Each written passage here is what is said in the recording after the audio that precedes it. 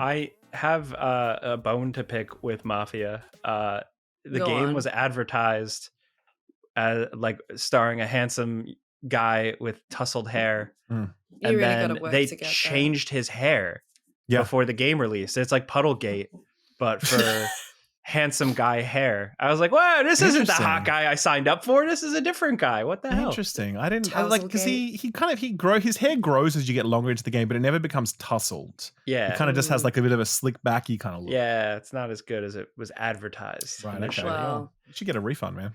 Yeah, I think I hit buy up it. Take-Two for that. Yeah, because I bought it. Yeah, so did I. They didn't send out any review codes. No. So they were like, I don't know why. really It's not bad.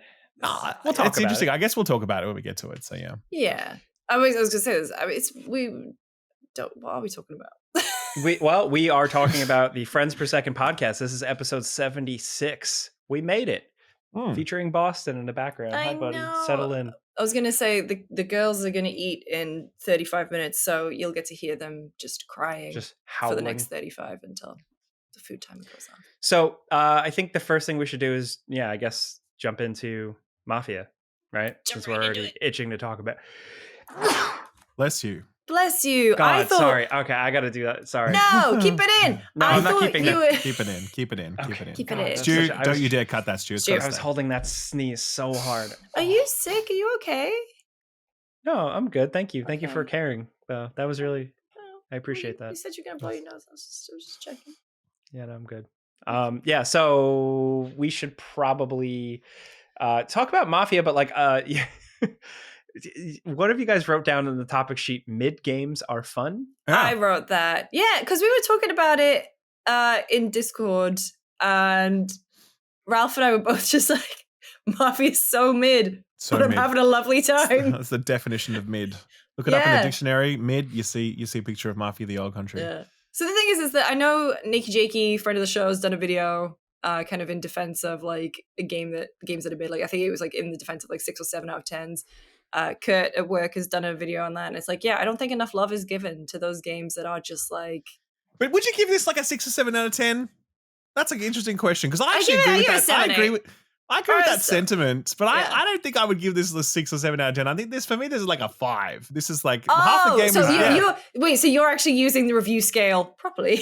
Well, I actually think a decent game is a 7 out of 10. Okay, right, and I don't necessarily know that I would call this a decent game because I just think that like the gameplay side of it is so unbelievably weak. You and I'd be mean interested to you hear. don't love Just a picking bit up boring. boxes of wine, taking them back to someone, going back, They picking may up be a little doing. box of wine, taking it They back. may be doing Kingdom Come Deliverance 2, and I very strongly recommended that one. That was. I was going gonna to say they maybe do it in Indica, and I thought that was one of the best games of last year. Yeah. It was Pail of Water.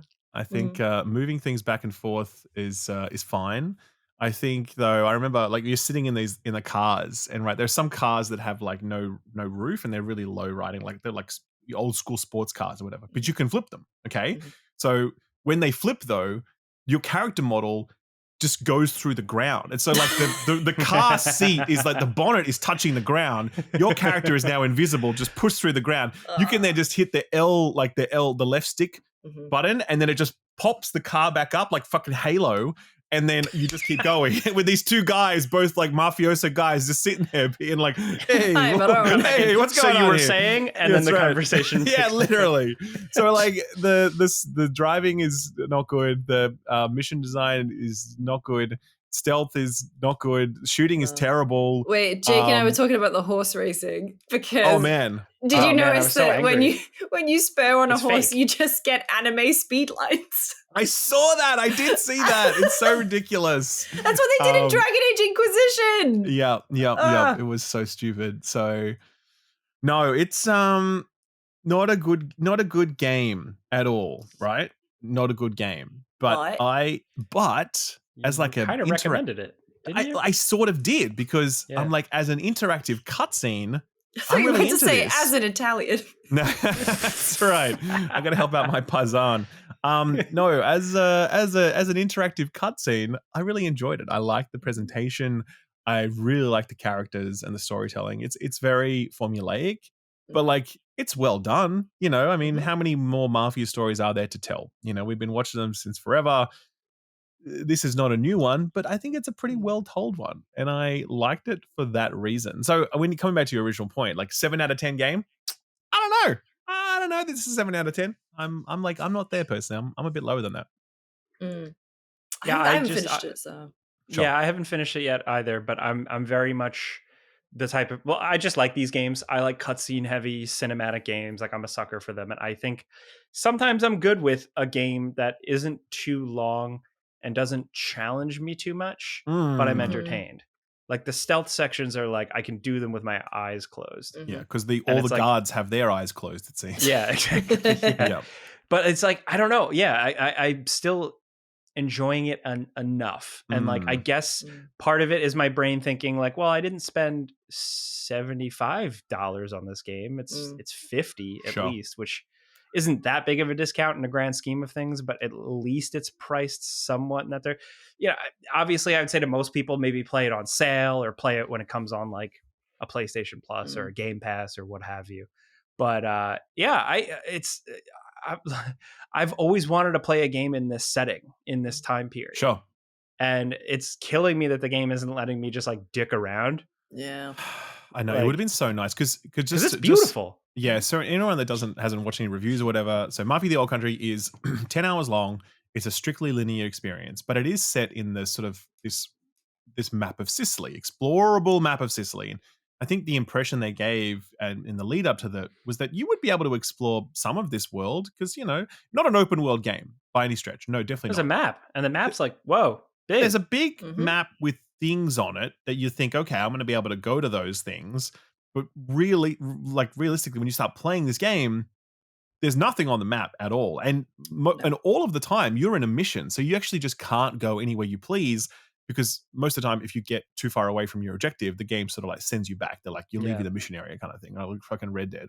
So that illusion of like it being a semi-open world game is shattered really quickly when you step in. And that I think was the biggest disappointment for me because I don't need you to make me a big open world Mafia game. But I think it would be cool if there were like at least a few hubs with some cool stuff going on. I really just need like 2 towns and maybe like a couple of little outposts somewhere, like an olive growing farm or whatever. And and then I go there and there's an NPC and he has a thing for me and it's like, yeah, whatever. Like that's it. That's all I really wanted. Tell a little story there. Okay, done. And then I get back on the thing. Look, I don't know how much harder it would have been to do that. I suspect maybe a lot harder, but not having any of that stuff in this game does feel like a big missed opportunity given the setting and given the scale of the map. Also wasted potential. Yeah, it's like you did craft a world. And it's not really being taken advantage of too much. And it's weird because like I was okay with that with Mafia 1 and 2. But I don't know what it is about this one. I think because it is even more linear. And because the world just seems so ripe for having some stuff to do, I don't need Grand Theft Auto by any means. But also, like, expectations change over time. And, like, what before you'd be like, cool, this is just a strictly linear thing. It's all good. And now you still expect a linear experience. But when you sort of couch it on a big map, like if this was just a purely mission driven game and I didn't have a big map that I could sort of see and imagine what I could do with it and whatever else, I'd be like, yeah, cool, whatever. But the fact that it has those things kind of leads your mind to think, well, I should be able to do that stuff, right? Yeah. And other games of the modern era do let me do that, even if they are more linear experiences. So I do think it's perfectly reasonable to have those expectations separate from, games that came out like 20 years ago, because it is insane to think that the original Mafia came out 23 years ago. Like that's unbelievable. Hate that. I played the shit ass console version of that game back in the day. It was such a hot mess, but I was like convincing myself it was like the greatest thing ever. And it was cool. Yeah, there was nothing else like it. Yeah. But at least we can say that about the Old Country. There's definitely nothing else like it out there. Well, I don't know about that personally. The Order 1886. Yeah, there's a lot of people saying Order. That's way better.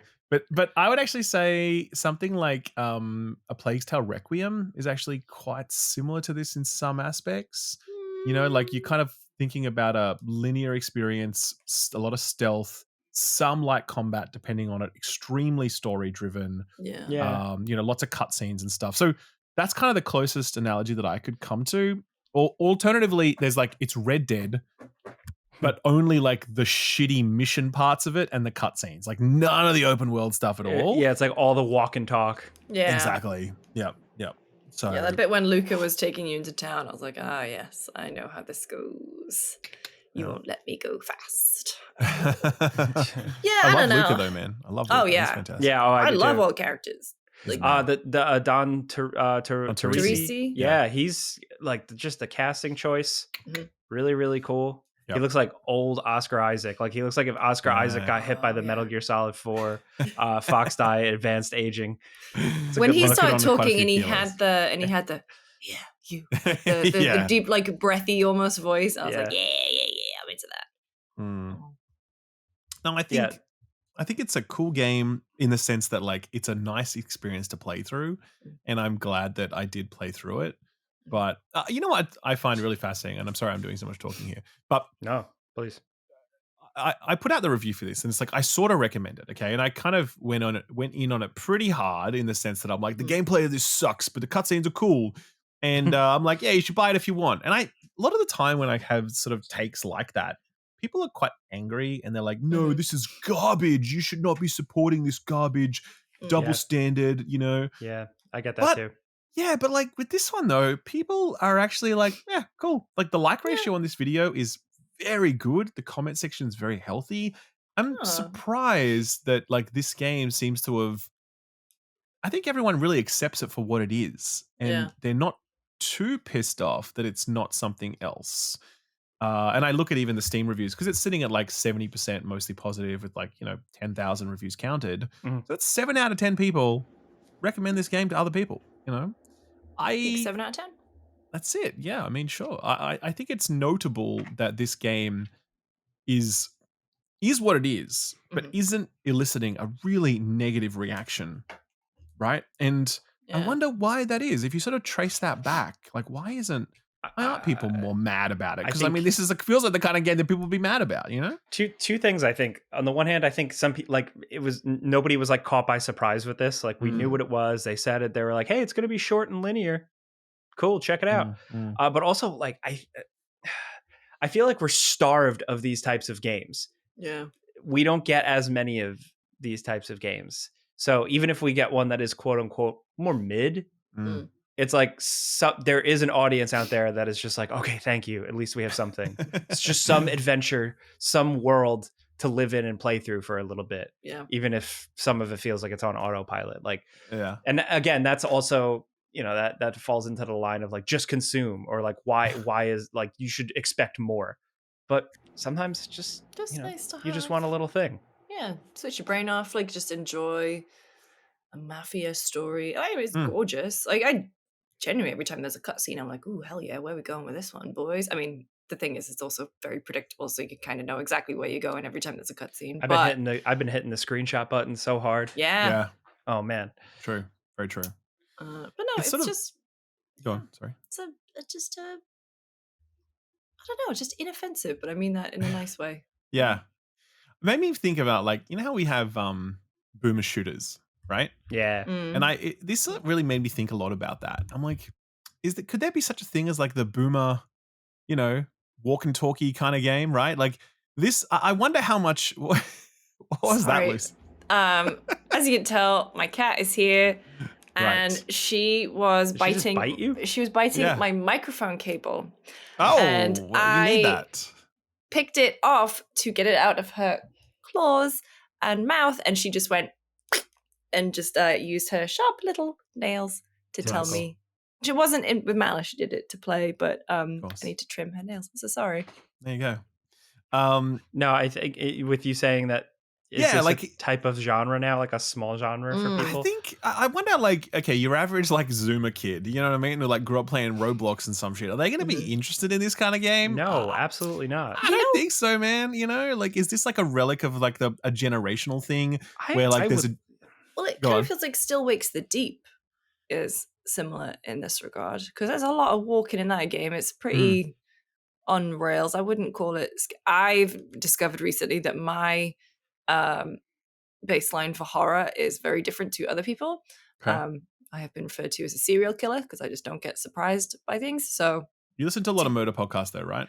Not anymore. Okay. I used to though. Yeah. I think I just got, I just was at the internet, desensitized. Yeah, I just saw some stuff, Right. But also like I think there's with pacing and stuff, you can basically kind of tell when things are coming. Anyway, still Weeks the Deep, I would say, as in this genre, Mafia. I think there's room though. I think because I had an interesting conversation with my younger brother, who is not a gamer, and he hangs out with people that are like, casual gamers. So he's like, hey, he texted me, he's like, my buddies are asking like, what's this Mafia game? Like, what's this about? What should I tell them? And I was like, just not to like generalize, but like his friends are all like jabronis. So I'm like, hey, tell them it's not Grand Theft Auto in like Mafia world. Yeah. It is not. I'm like, tell them if they like stories, and they're not going to kill a guy for like the first hour or two, like with a gun. Yeah. Then maybe they'll like it. And he was like, okay, that sounds expletive, slur. And I was like, okay, like, my brother's a little, rough around the edges. I had the same thing with like someone I know who doesn't really play that many games, but he's like, hey, what's up with this Mafia game? And I'm like, it's weird that you're asking about this. So obviously Mafia has some cut through, right? It sort of reaches, and I wouldn't have expected that, but I also think it is a generational thing because that person that was asking was kind of a bit older and whatever else. So yeah, I don't know. Like I do wonder about like what the broader appeal of it is. I do wonder if I also think about like how hard, okay, and this is like game devs in the chat can answer this. Chat, let us know, right? Like how hard is it to make this type of game? That's I know we're not live. This is probably sounds like a really dumb question, but how hard is it to make this type of game in this modern era? Okay, we're talking Unreal Engine 5 can make your games look really beautiful. And I know I'm not suggesting any of this is easy, by the way. I'm just saying that like comparative to making these vast, gigantic open world games with really complex, game systems and combat and, responsive open world design, whatever else. Okay. There's a game. It's on a static map. It's set in Sicily. You build the art assets and make it look really pretty. The combat is as bare bones as it could be. Same goes with the stealth. It's all about the cutscenes, which is sort of like it's a script and it's voice actors and it's motion capture. Like, how hard is this game to make, relatively speaking? And could you just sort of turn these games around really quickly at like a really good, like a tight development budget? That's what I was thinking about a lot with this. Like how, because I was thinking a lot about with Claire Obscure as well. And, they didn't say how much they spent making that game, but it was clear they made it on a shoestring budget. And that's a vastly more complex game than what this is, right? So are you able to turn these sorts of games around for like a couple of $1 million? And then, and then if it's like got a cool story and it, it sells at a decent price and, like, is that a thing? Or is that like, I don't know. I was just thinking about that a lot as I was playing through. I think at this point, maybe because they have learned with Mafia Definitive Edition and stuff like that, and it kind of feels like a continuation of that maybe, they were like, all right, well, what else can we do here and not try to make the next big, crazy open game? Yeah, I don't know. Like, just these like really, like, I think about like Netflix. Netflix has a model where it's like those sorts of shows where like they're not really aiming to be big prestige television. They're just aiming to be content that's made for a certain subset of people and it's made at a certain budget and they can turn production around at a pretty decent clip. So like not Stranger Things, for example. You come to me the day of Love is Blind UK season 2 and you tell me. Nice, Luce. That was a good cross section right there. Thanks. Yeah, but I wonder if you could. Is this like a thing where video games could be like, cool, we can see this model of video game that they've made here with Old Country, and could you replicate that elsewhere with other walk and talk style games? And so long as you've got a really great script and really pretty graphics and some cool performances, you're kind of making like a television/video game hybrid thing. Wait, you know who does this? That's the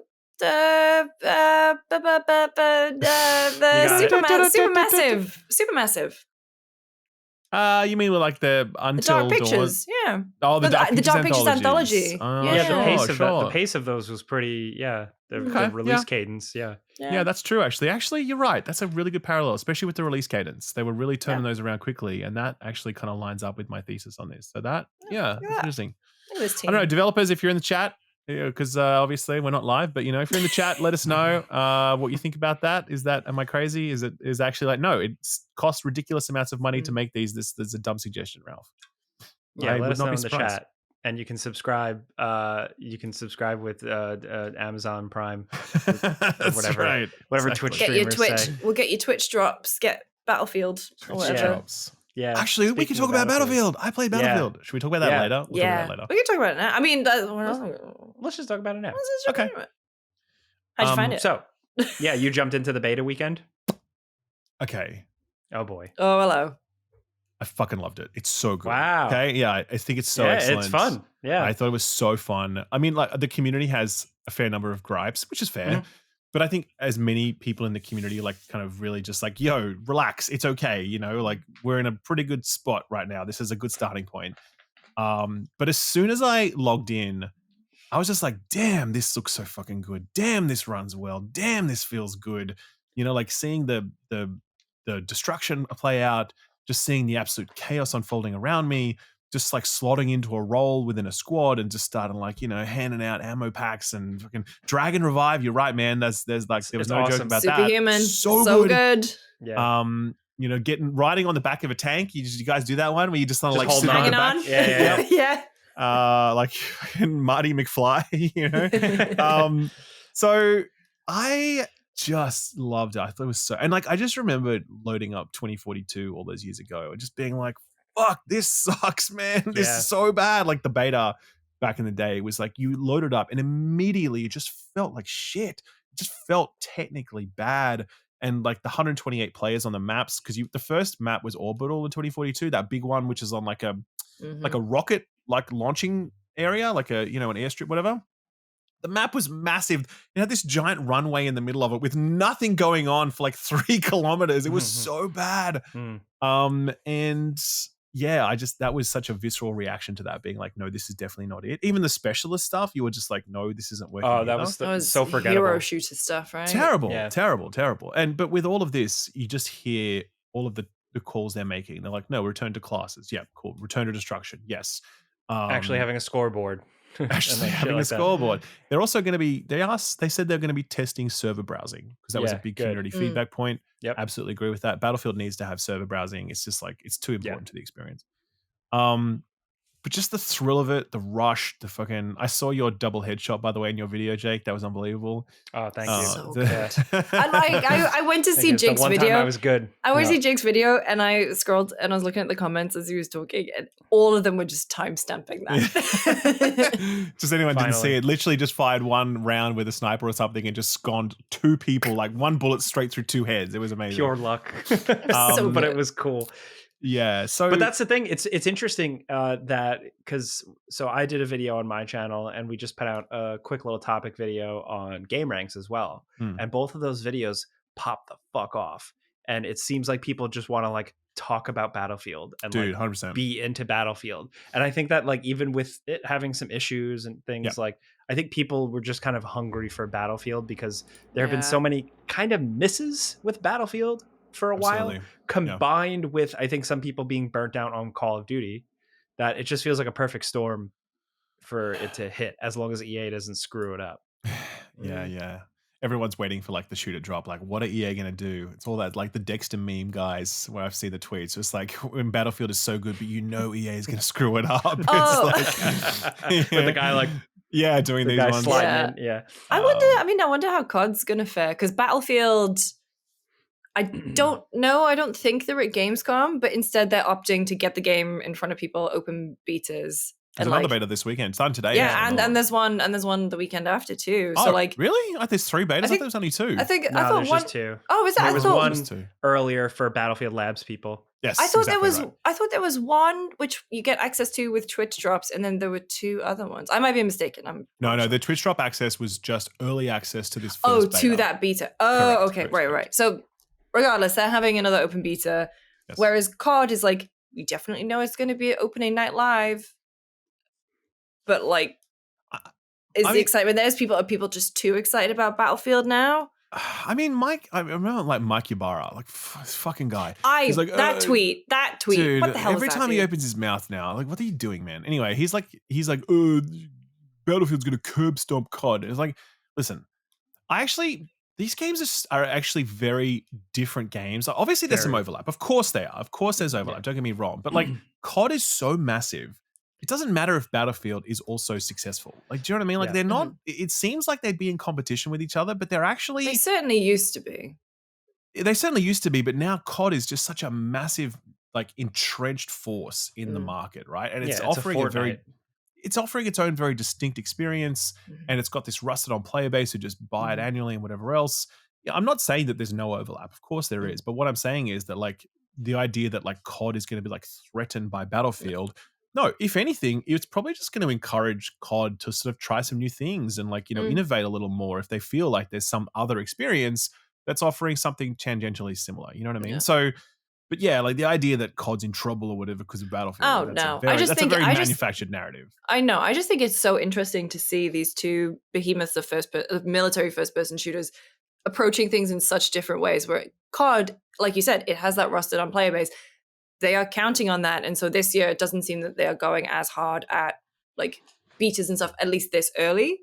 Whereas Battlefield is kind of sucking up all the oxygen in that regard and like spreading it through word of mouth by getting as many people to play it as possible. It was like, 500,000 people?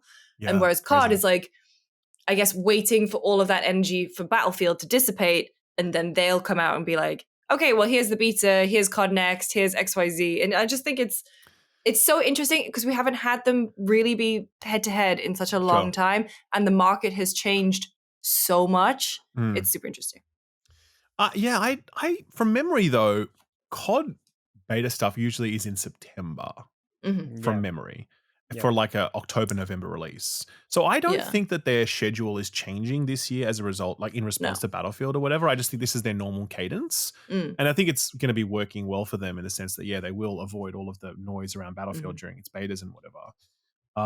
But yeah, I agree with you. It's definitely going to be interesting to watch. I do think that, I suspect, here's my hot take. Both games are going to sell well. You know what I mean? Yeah, and COD is on Game Pass, so it's going to have so many people play it. But I just know that like there is a certain type of person, like I'm just never going to be interested in Call of Duty. I've played plenty of it over the years. It's never really been for me.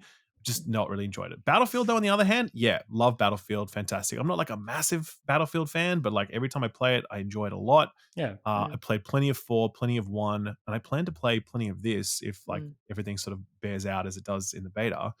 And again, that's just because I think they're ultimately offering quite different experiences, even though they look similar. There's quite a big difference between them.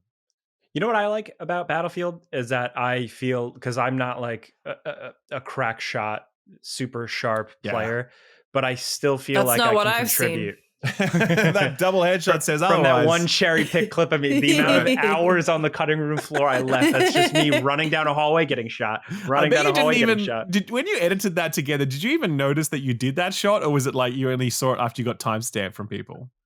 No, you noticed at the time. I noticed it when we were playing. I was like, yes. "Oh, loose! All right, I got two guys."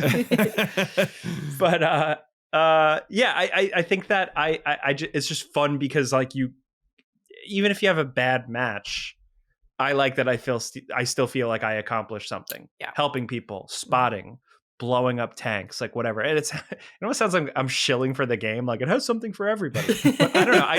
I just genuinely get a kick out of how I can contribute.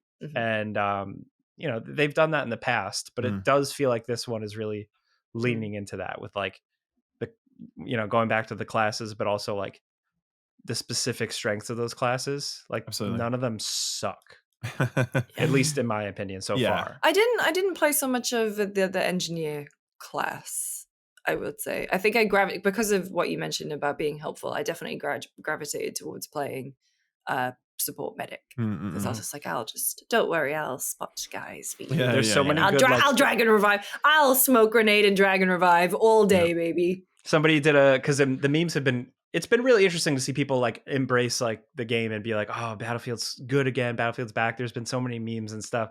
I saw a really good one. It was like the clip from Hacksaw Ridge with Andrew Garfield. In that movie, he was like the peaceful soldier. He was a medic who didn't take up arms during World War II. So it was like a clip of that, and it's just a guy running across the battlefield with paddles and just hitting every single person, like running across open battlefield, just paddling everyone. It's so good.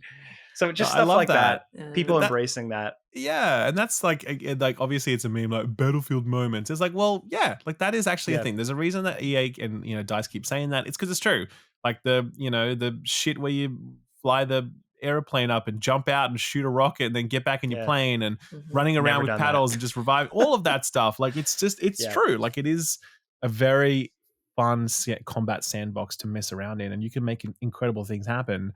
And also, the community I just think is better as well. Like I just think your average Battlefield player is like older than your average COD player, and there's just a different vibe to it. I don't know. I feel like average Call of Duty player is just like slamming energy drinks or whatever, whereas I feel that like your average Battlefield player has like a history podcast playing in the background. You know what I mean? Hell like yeah. There's just a different vibe of the people playing these games. They're chasing different communities, and I feel that's borne out in your interactions with them as you're playing alongside them. So yeah.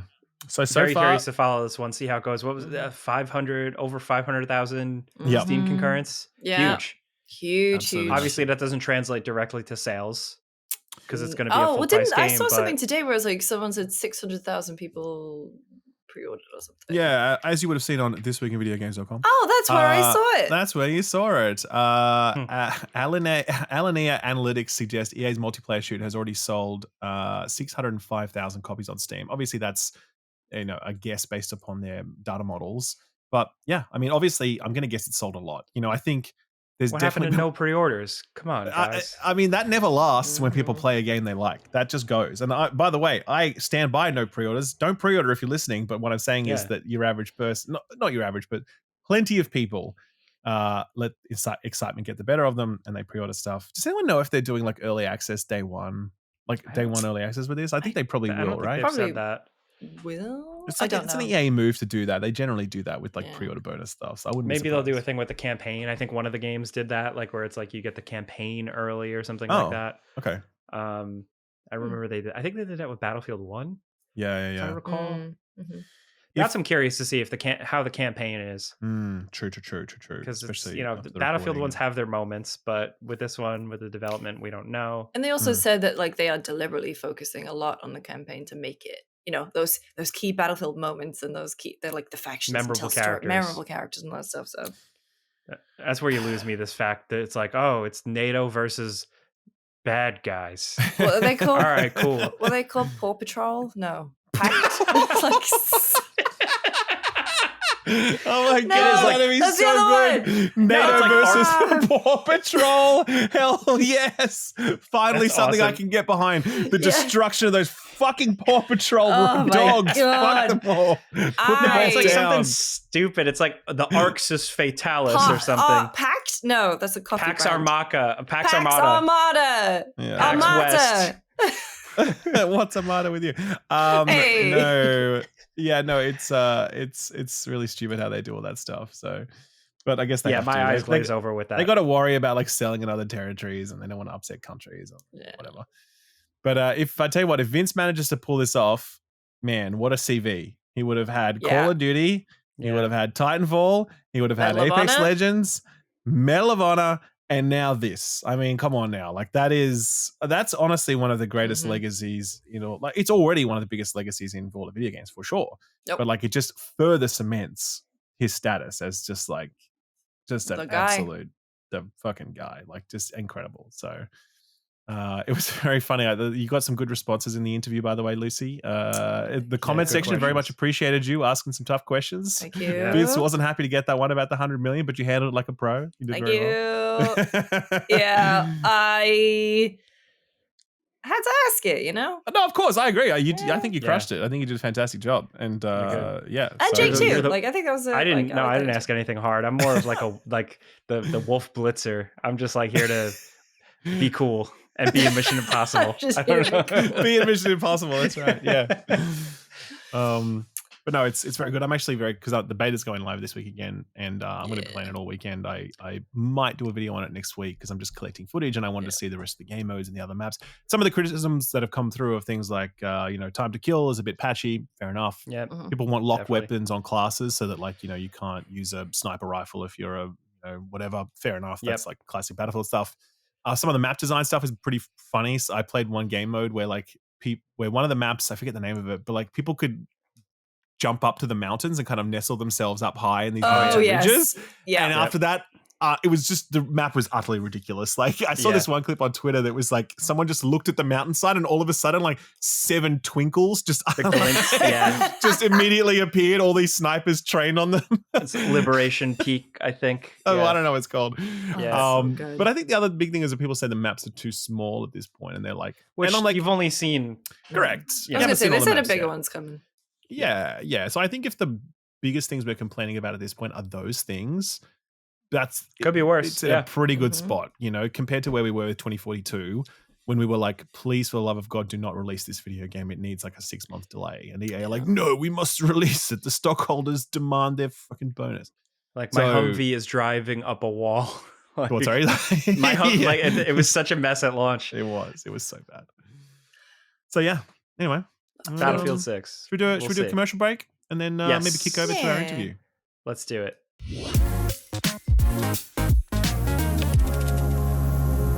If you're a PlayStation 5 owner who plays all the latest and greatest titles, you know the struggle of running out of hard drive space, having to choose which games to delete.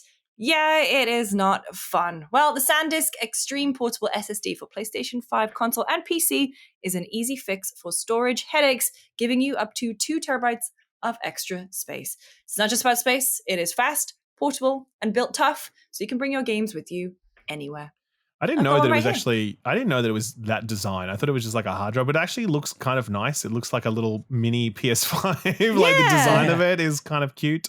So I like it. I've never really cared about the aesthetics of my hard drive, but were I to care about it, I would be satisfied with these aesthetics. These aesthetics. It's really cute. It matches my long way. Astrobot controller. Oh yeah, that's a good point. True. That's nice.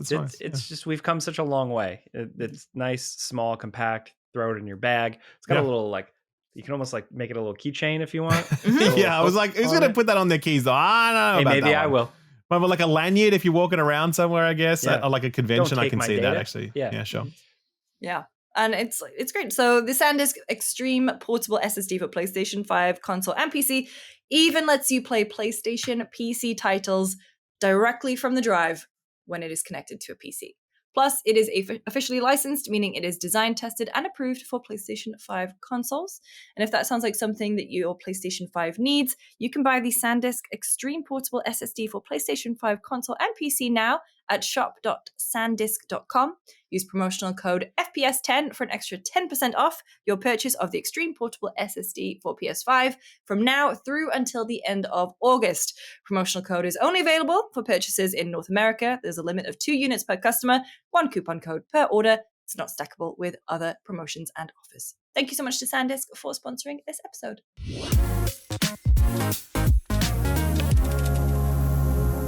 Okay, we are back, and now we're going to jump on over to a great conversation we had with Matt Nava, who is, of course, one of the people behind Journey, who then would go on to form his own studio, Giant Squid Studio, featuring games that you may have played like Abzu and the bow and arrow one. Ralph, it's slipping my mind. The Pathless. The Pathless. The bow and arrow one. The bow and arrow one. But that aside, Ralph and I are big fans of the games that him and his studio creates. Their newest one is Sword of the Sea. So we wanted to chat about his career, making these cool, creative, artsy games. So let's jump over to that now.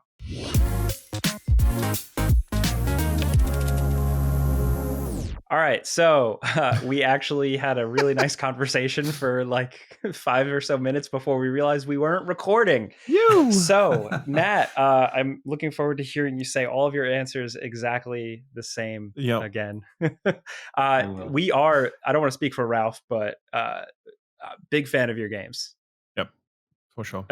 Absolutely. Yeah. I was even a big fan of the Pathless, by the way, which I feel like really flew under the radar. I feel like it deserved a lot more recognition than it actually got. But I was a huge fan Thank of you. Pathless. I really loved that one.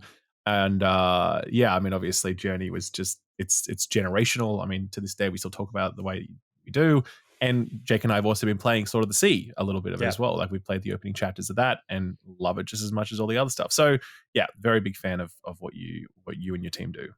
Thank you. Yeah, and you're at like the tail end, like Sword of the Sea is about to drop. So how are you feeling? How's the team feeling? I'm feeling good about it. It's a big relief to finally get to the point where you can see the light at the end of the tunnel. We've been working on it for many years, and just been a really difficult time in the industry for small game dev studios. And the fact that we've been able to see it through and make something that I think the whole team is going to be really proud of, it's turning out pretty well. It really comes down to like that last moment. You get an extra month. The last weeks have such an outsized impact on the quality of the game, and you don't get it every time. Like we had that on Journey, we have that a little bit on this game, and so that's really satisfying. So yeah, feeling good about it. Is that last run up? Is it really as crazy as people always say it is? Like, it really is, and it's something that I think about from the very beginning. I'm always like, we got to make sure we have that last month because it's like you are like this, and then at this last second it goes whoop, like it really shoots up in terms of quality. Every single thing you do at the last second is you just have all the power. You know how to make this game. You know exactly what it is, and then you can make huge improvements. So. Yeah, fascinating. So you mentioned a second ago that it's been a tough time in the games industry and for small studios in particular. Have you guys been okay in that? Have you felt a lot of pressure? Just even this week, there's 2 small studios that I've heard of that have sort of had to furlough their staff or just lay them off entirely. How are you guys faring this storm? We're doing okay somehow. I mean, it has been rocky for sure, and there's definitely been moments where we're like, "Are we going to make it?" But we've had some really fantastic partners over at the PlayStation Indies program who believed in this project from the very beginning. And when times got tough, they came in and they saved us. Basically, Right. it was really down to a couple individuals over there who decided that it was worth fighting for to keep this project alive. And it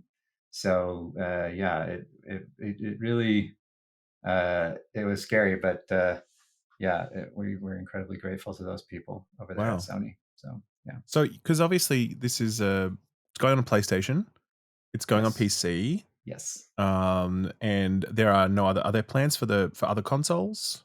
Not at launch. I'm hoping to do like a Switch 2 port and Xbox port when we can. Right. As soon as possible. But so even though this is clearly a multi-platform game and it has been from the start, you're saying Sony was such a sort of instrumental partner that they kind of came in and saved you at one point. Is that really okay? Yeah, wow. Absolutely. Yeah.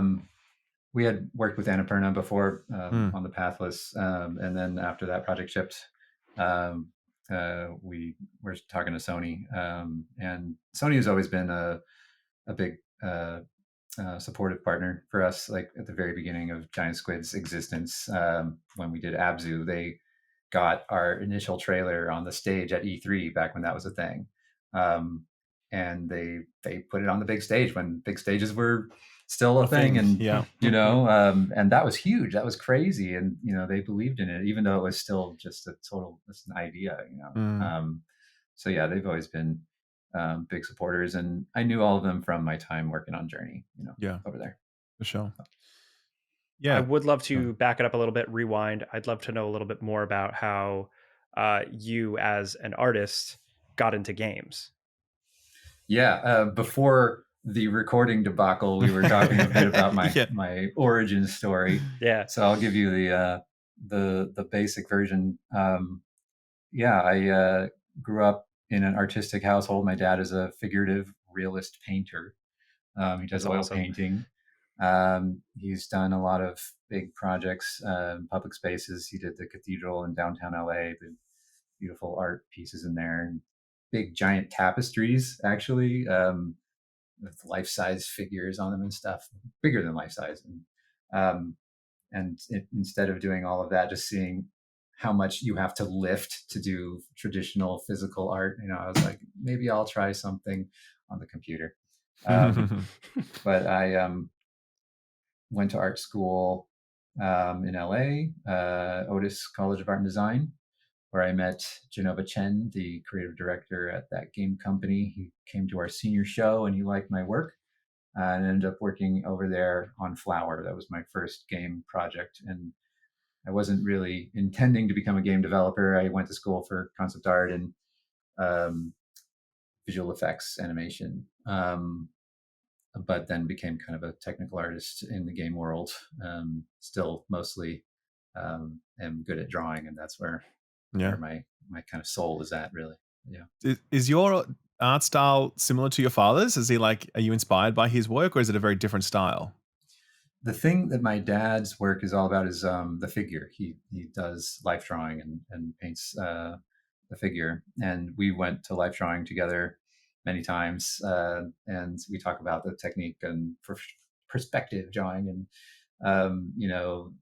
how they do perspective drawing in the old Renaissance work and stuff. And so there's definitely this kind of shared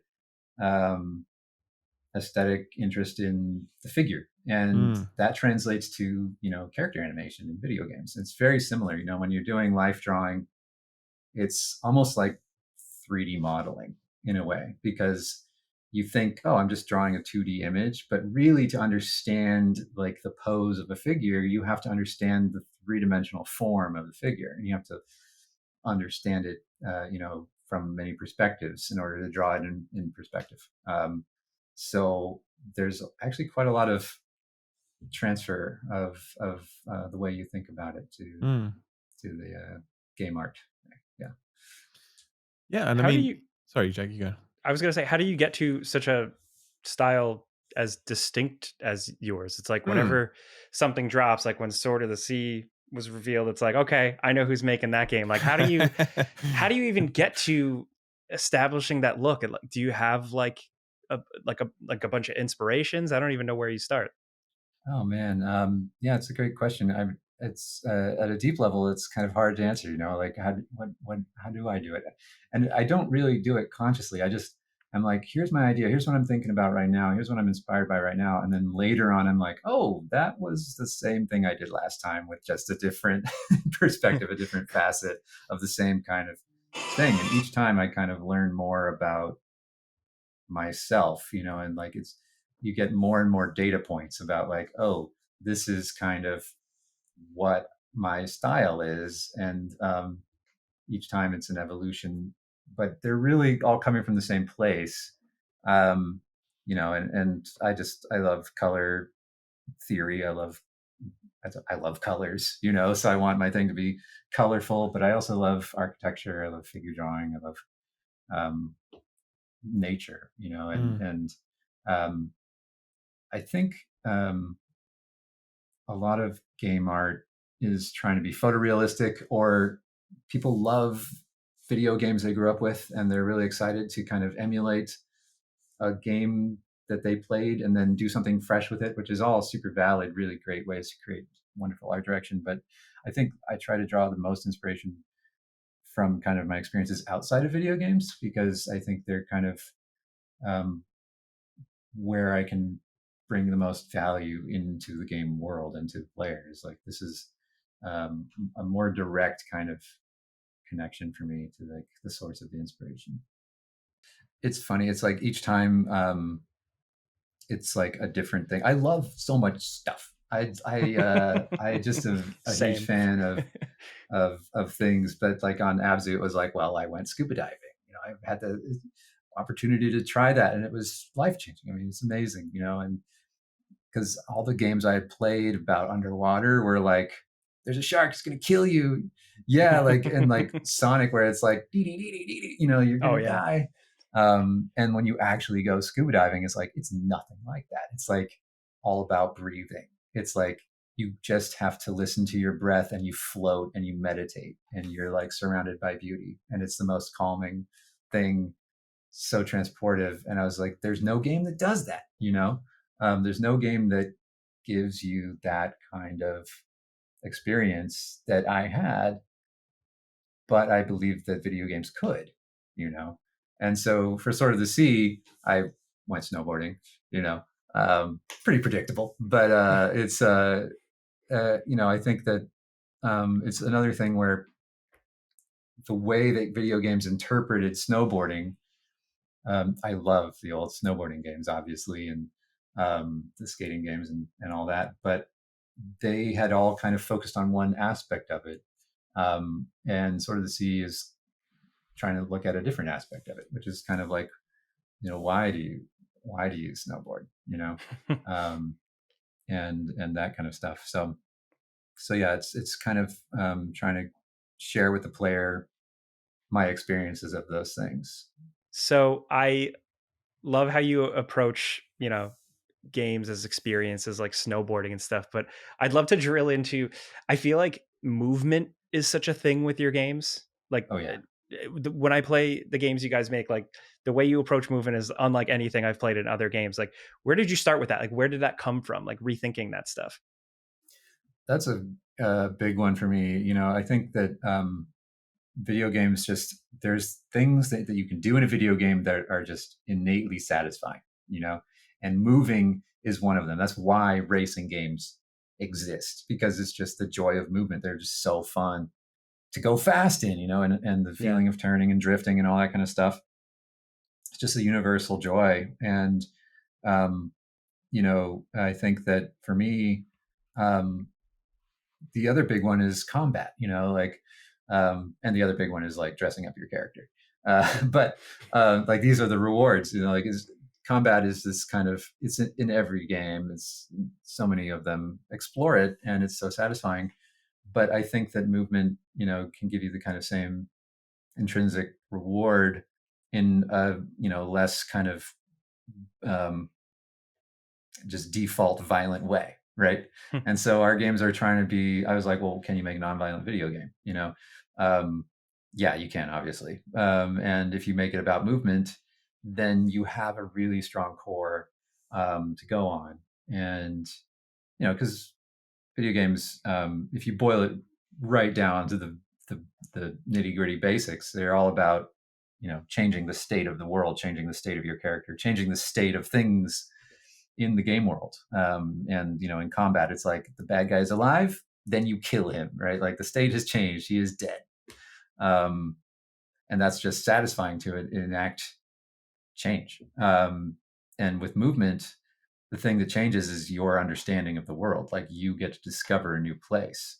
And now you've seen more, and so your understanding is the state that's changing. And there's more to it than that, but I think that is something that I just really love in a video game. I don't know how you balance, like, I when I play, I feel like oftentimes like moving around in your games, exploring in your games, I'm not necessarily being rewarded in the way a traditional video game would, giving me like numbers going up or finding a cool thing. Right. But I still find myself playing and feeling some sort of reward that I can't, like, it's not tangible. How do you where do you start with that? Like, how is that a conscious thing on your part, or is that just something you guys do by feel? Yeah, it's definitely conscious, and it became more and more conscious over the course of making these video games at Giant Squid. On Abzu, you swim, and we started with the character controller and how the diver swims and can spin in a circle and jump out of the water and do little flips and stuff. And I love it. I fucking loved it. Yeah, thanks, man. And it wasn't, you didn't need to have the tumble button. Like in that game, you can turn and then you press a button and you roll based on the way you're turning with some velocity and stuff. And like it's just satisfying. It's cool, and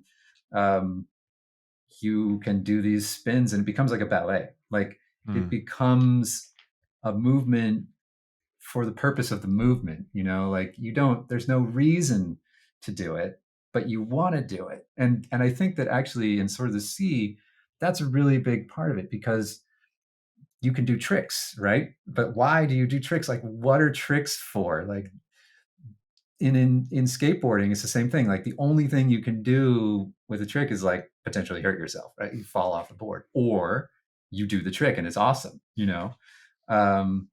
And it's like, it's not to get you from point A to point B. It's not practical at all, but there is something valuable about it that we all understand innately, and it's hard to describe. And I think that that is a kind of magical, almost spiritual thing, you know, like it's almost ritualistic. Like, why do you do these? Why do rituals exist? You know, like, why would you do this action that has no function? And really, that's what surfing and skating and doing tricks and ballet and all, and the movement, the reason why you move in these video games is kind of trying to get at, you know. I think it's so true. I mean, I personally, like, reflecting on the games that I've loved, you know, certainly, you know, Mario 64 and that triple jump, like, you just jump because it felt good to jump, you know what I mean? And Tony Hawk, it's like, yeah, I mean, you obviously were chasing scores, but you were just feeling the game. And, you know, I think, yeah, I just think that is very inherent. It's very intrinsic. You're right. And I really come back to games for that feeling of movement. If a game can really nail what, like, making it fun, getting from point A to point B, just playing with the controls, it becomes like a little fidget spinner almost in between objectives, you know, like where you can just like keep yourself occupied with the feel of a game as you move between points. And I've always loved that when games pull that off well. Yeah, and that's a big part for us too. You know, in Sort of the Sea, the very first ideas I had for the movement, I was like, okay, we're going to do like Mario Kart drifting. We're going to have like really cool skid turns, and you're going to like, you know, all that stuff. But it's like, the reason that Mario Kart drifting works is because you're on a course that's a loop, like you're going in a circle. You always have to turn. But in a game like Sort of the Sea, where you see a distant landmark and you're like, okay, I'm going to go there, it's just like, that's a straight line. There's no turns, right? Like, how do you make drifting fun if they're just going to distant landmarks? And you need something else. And so drifting didn't really make sense for us. We wanted to have something that you're thinking about moment to moment, like you say, that has to do with the movement. And that's where the waves came in. And it was like, the world is moving. You have to react to it because your character is momentum based and those slopes are changing. And you can get a jump off of this one. You can, you know, surf over that one. And you're not thinking about it too consciously.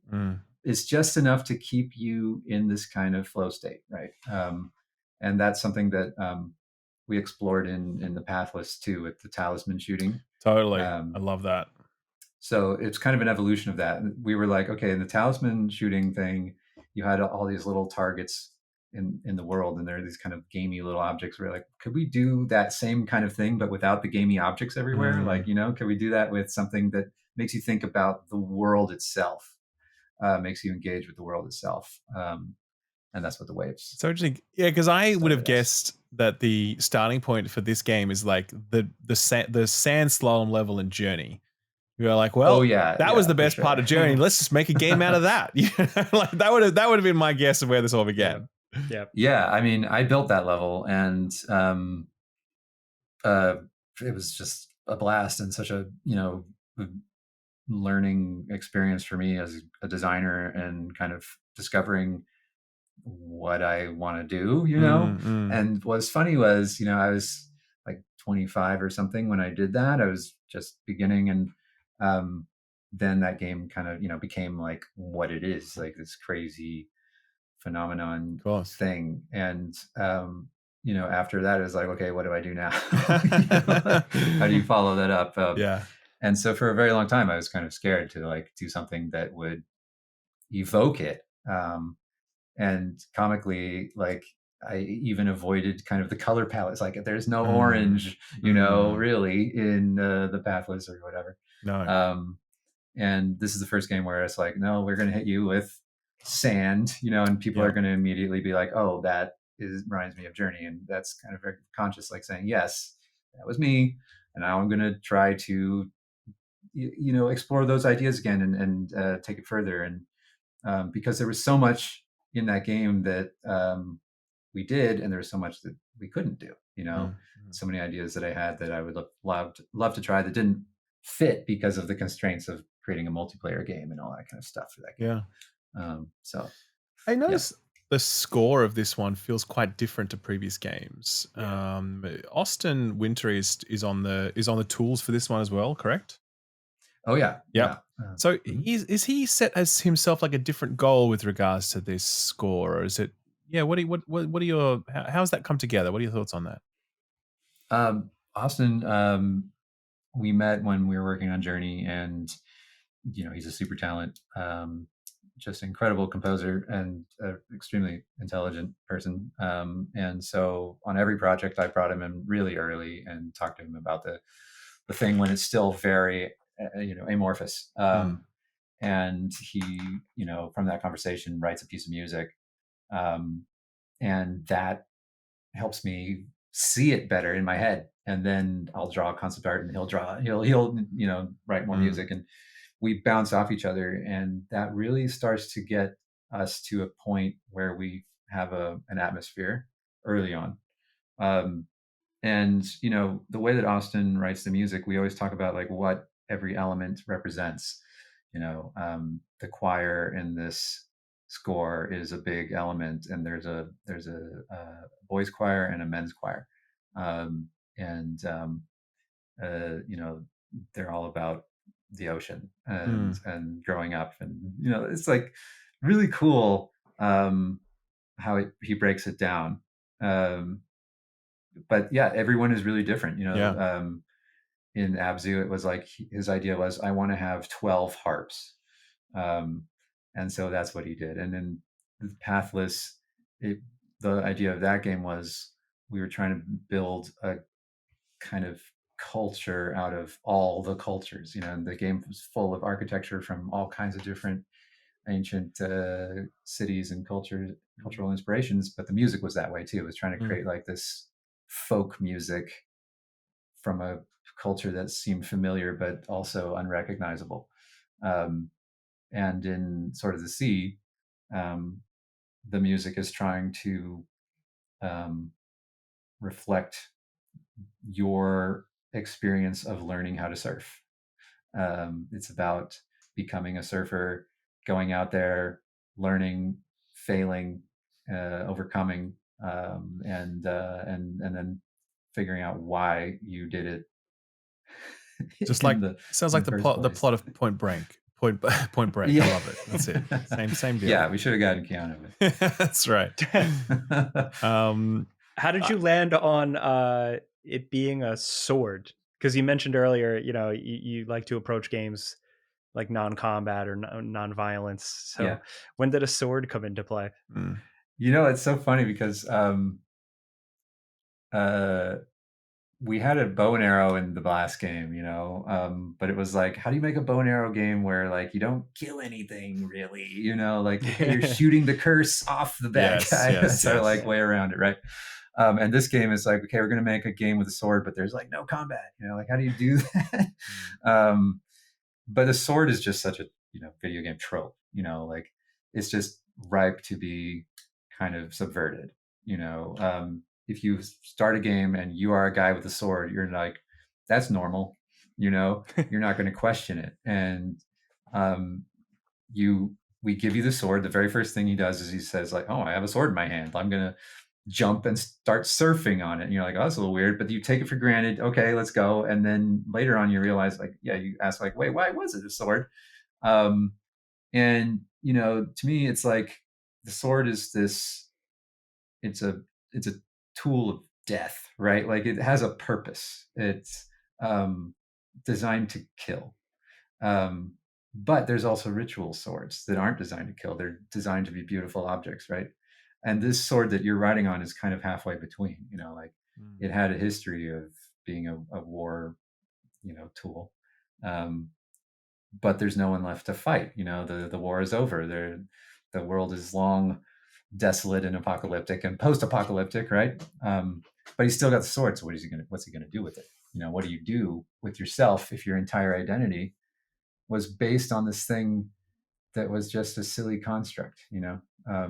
So then he has to go out there in the world and find a new purpose, a new thing to do with himself, that a reinvention. And so I think that there's there's a lot of kind of interesting aspects to that part of the game that I'm hoping if you play and you look around and find all the secrets, it makes you think about that sort of stuff. Sure. Finally, wanted to ask about the decision. It's PS Plus day one, correct? Yeah. So was that? So tell us about how that came to be. Was that sort of like the intention from the start, or did you sort of arrive at that through discussions with Sony? You happy with that? Because obviously different developers have different views on those subscription services. Where do you land on that and how it feels for Giant Squid? Yeah, this plays into how we survived to a large degree. And after we shipped the Pathless, our intention was to basically be kind of go independent without a publisher. And so we started working directly with Sony, the platform holder, right? And this was like our first self-published game, which is harder than it sounds. I was like, oh, that'll be easy. Yeah. But halfway through development, everything went crazy, and there was a kind of moment where we didn't know if we were going to be able to fund the rest of development, and we had to go back to the well and kind of say, hey, Sony, can you help us? We've invested so much, we want to finish this thing. What can we do?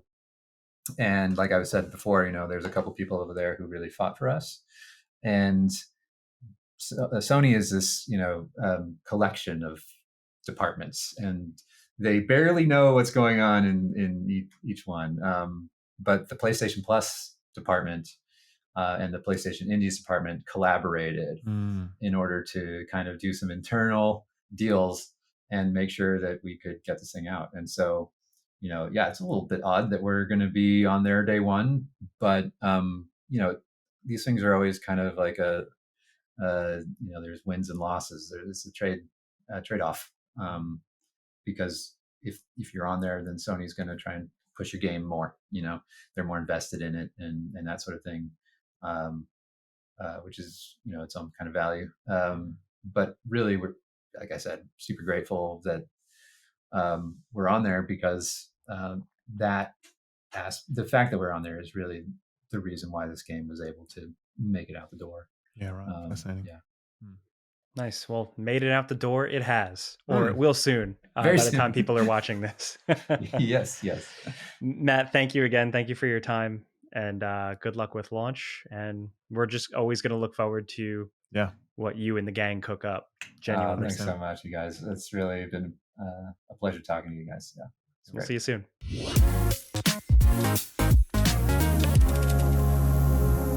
This podcast is brought to you by HelloFresh. You may have heard of HelloFresh by now. They send chef-crafted recipes and fresh ingredients right to your home. But this summer, they actually made their biggest menu upgrade yet. Now, before that, Luce, I know that you're new to HelloFresh. You've been enjoying this. Oh, yeah.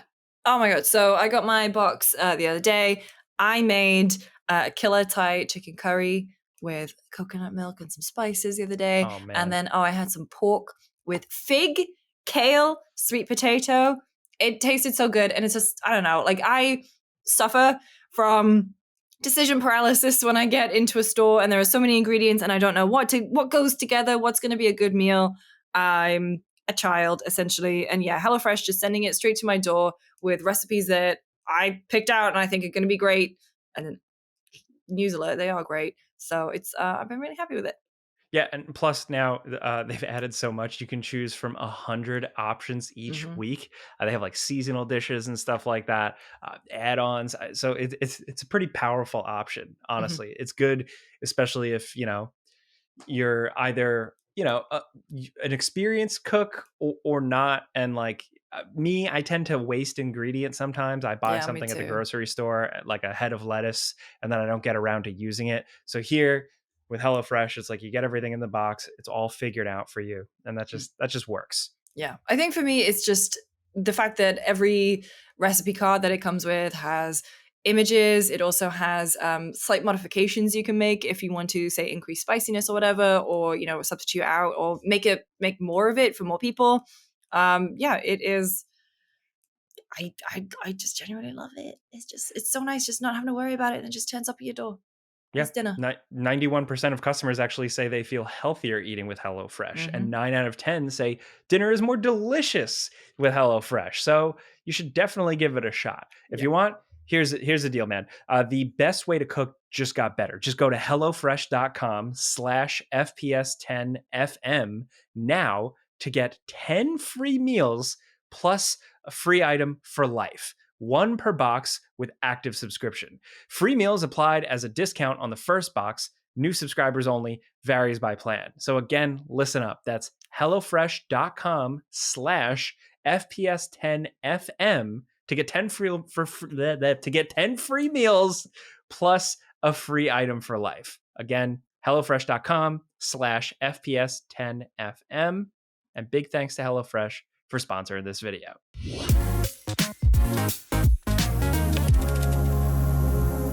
Hello, we're back, and we're going to take a user question. You can submit these questions to contact@friendspersecond.com. I remembered it. Thank you, everybody. It's been 4 years in, baby. Yeah. 4 years in. So this comes from Patrice, who says, "Hi, my 3 favorite parasocial friends. When playing certain games, I tend to think of people in my life.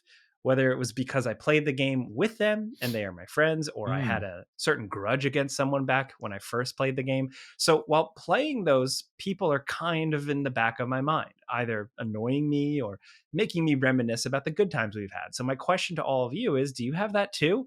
And what games come to mind for you? And who are they making you think of in your life? Also, are we going to have a second edition live podcast at Gamescom this year?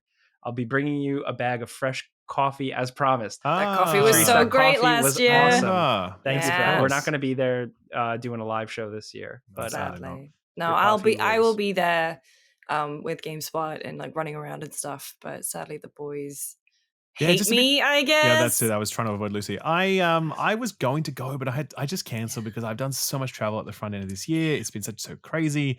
That trip would have just been a huge challenge at this point. But also now we have Maddie Agnew, who works for us for the website. And so she's actually kind of attending on our behalf, or at least on behalf of the website, not on behalf of the Skill Up channel. But yeah, she's going to be covering a lot of the appointments that I had already sort of set up. And I'm excited to see her coverage out of that. So yeah, stay tuned for that on the website. I'm excited to meet her. Yeah, absolutely. Yeah. Need to link up with her. For sure. Yeah. The Skill Up Extended Universe. That's exactly what it is.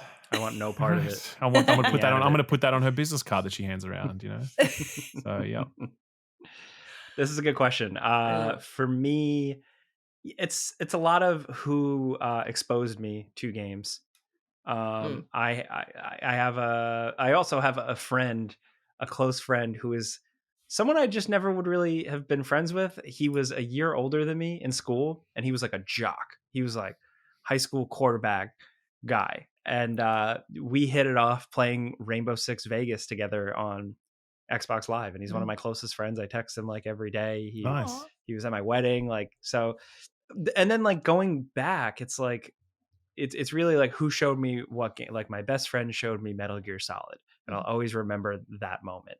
One day my mom came home from work, and her friend at her job gave her Resident Evil. And she was wow, like, cool friend. The hell? What? Yeah, she was like, I don't fucking care about this, but he said it was good. Here, you play it. And I was like, okay.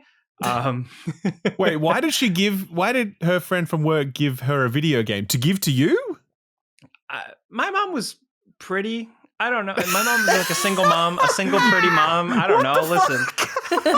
maybe it was a guy who was like, "Hey, here's a game." Hey, I have no idea. That's the way to get to your heart. You may fascinate a woman with a copy of Resident Evil. When I was at school, someone in my year did give me a copy of Resident Evil 4. Oh my God. Is this some hidden mating ritual that I've not been made aware of to this point, that people are just handing out copies of Resident Evil in order to be able to win themselves mates? Come on now. The red herb and the green herb actually create a powerful aphrodisiac. Jesus Christ. Okay, so some random guy at work gave your mother a game. Yeah, so hoping to maybe ingratiate herself. He's like, hey, this is my in with this lady. She's gonna love this. Here's a copy of Resident Evil. And she's like, hey, this weird guy at work gave me this piece of shit game. You take take it. Yeah. Yep, exactly. Did you like put in a good word for your boy at least? No. Did you like Hey, your mom, this game sucks. I never gave the game back. I fell in love with it. Oh my God. That was it. Like Sonic the Hedgehog at my uncle's house because he had a Sega. Like it's just stuff like that. Like how you kind of connect those things. I remember the mean man who worked at the Civic Video where I rented all my games growing up, and we always had heaps of late fees and stuff because, like, you know, we didn't. Wonder why he was mean. We never had any money, and then he would be like get annoyed and whatever. I'm like, come on, man, I got no money. I just want to play this game. Let me hire. And he's like, yeah, all right. In retrospect, he was all right. But he would really like be very crotchety about it. But at the same time, he did let us rent it, even though we had late fees. So I can't complain too much, you know. Was he actually, you know, in his early 20s? But no. He was like a proper old man at that point. Okay. Yeah, he was, and he definitely had enough of people's shit. Because like, imagine having to chase so many people for late fees back in the day. No. Like, imagine owning a video. We'd never thought about that, but imagine owning a video store and half of your time is spent calling up people, being like, "Oh, you owe us $30 for that copy of like The Matrix that you never returned. Can you please pay us?" Yeah, that would suck. That would not be fun. So, go on, Liz. Sorry. Oh, no, you go. I was going to say, for me personally, there's definitely been a number of like flashpoints. Like in my primary school years, one of my best friends, we just played games together all the time. That's all we did. Like we were in like year 5 and year 6, and we would just sit there playing, you know, Diablo and Heroes of Might and Magic 2, and we would just kind of sit there next to each other entire weekends. And like his mum would just like make us nachos and bring them upstairs and be like, "Here you go, boys." And in retrospect now, like, you winning, son? If I had, that's it. But if I had like a son or whatever, and he was just sitting there for 18 hours straight playing video games with his best friend, I'd be like, "Boys, you need to go outside, get off your ass." But she was like, "Yeah, it's fine, no worries." So God bless her. Cool mom. And I think the other one, big one, was like World of Warcraft, where like I just had so many friendships. In fact, funnily enough, I just did My Perfect Console, the podcast, Nice. and so that's live. That just went live this week, actually. And one of the things we talked about was this topic, where, you know, the kind of friendships that you get when you play games online, like really seriously. And, you know, to this day, I'm still friends with a number of people that I played Warcraft with in my 20s, because like we just spent so much time together. Mm-hmm.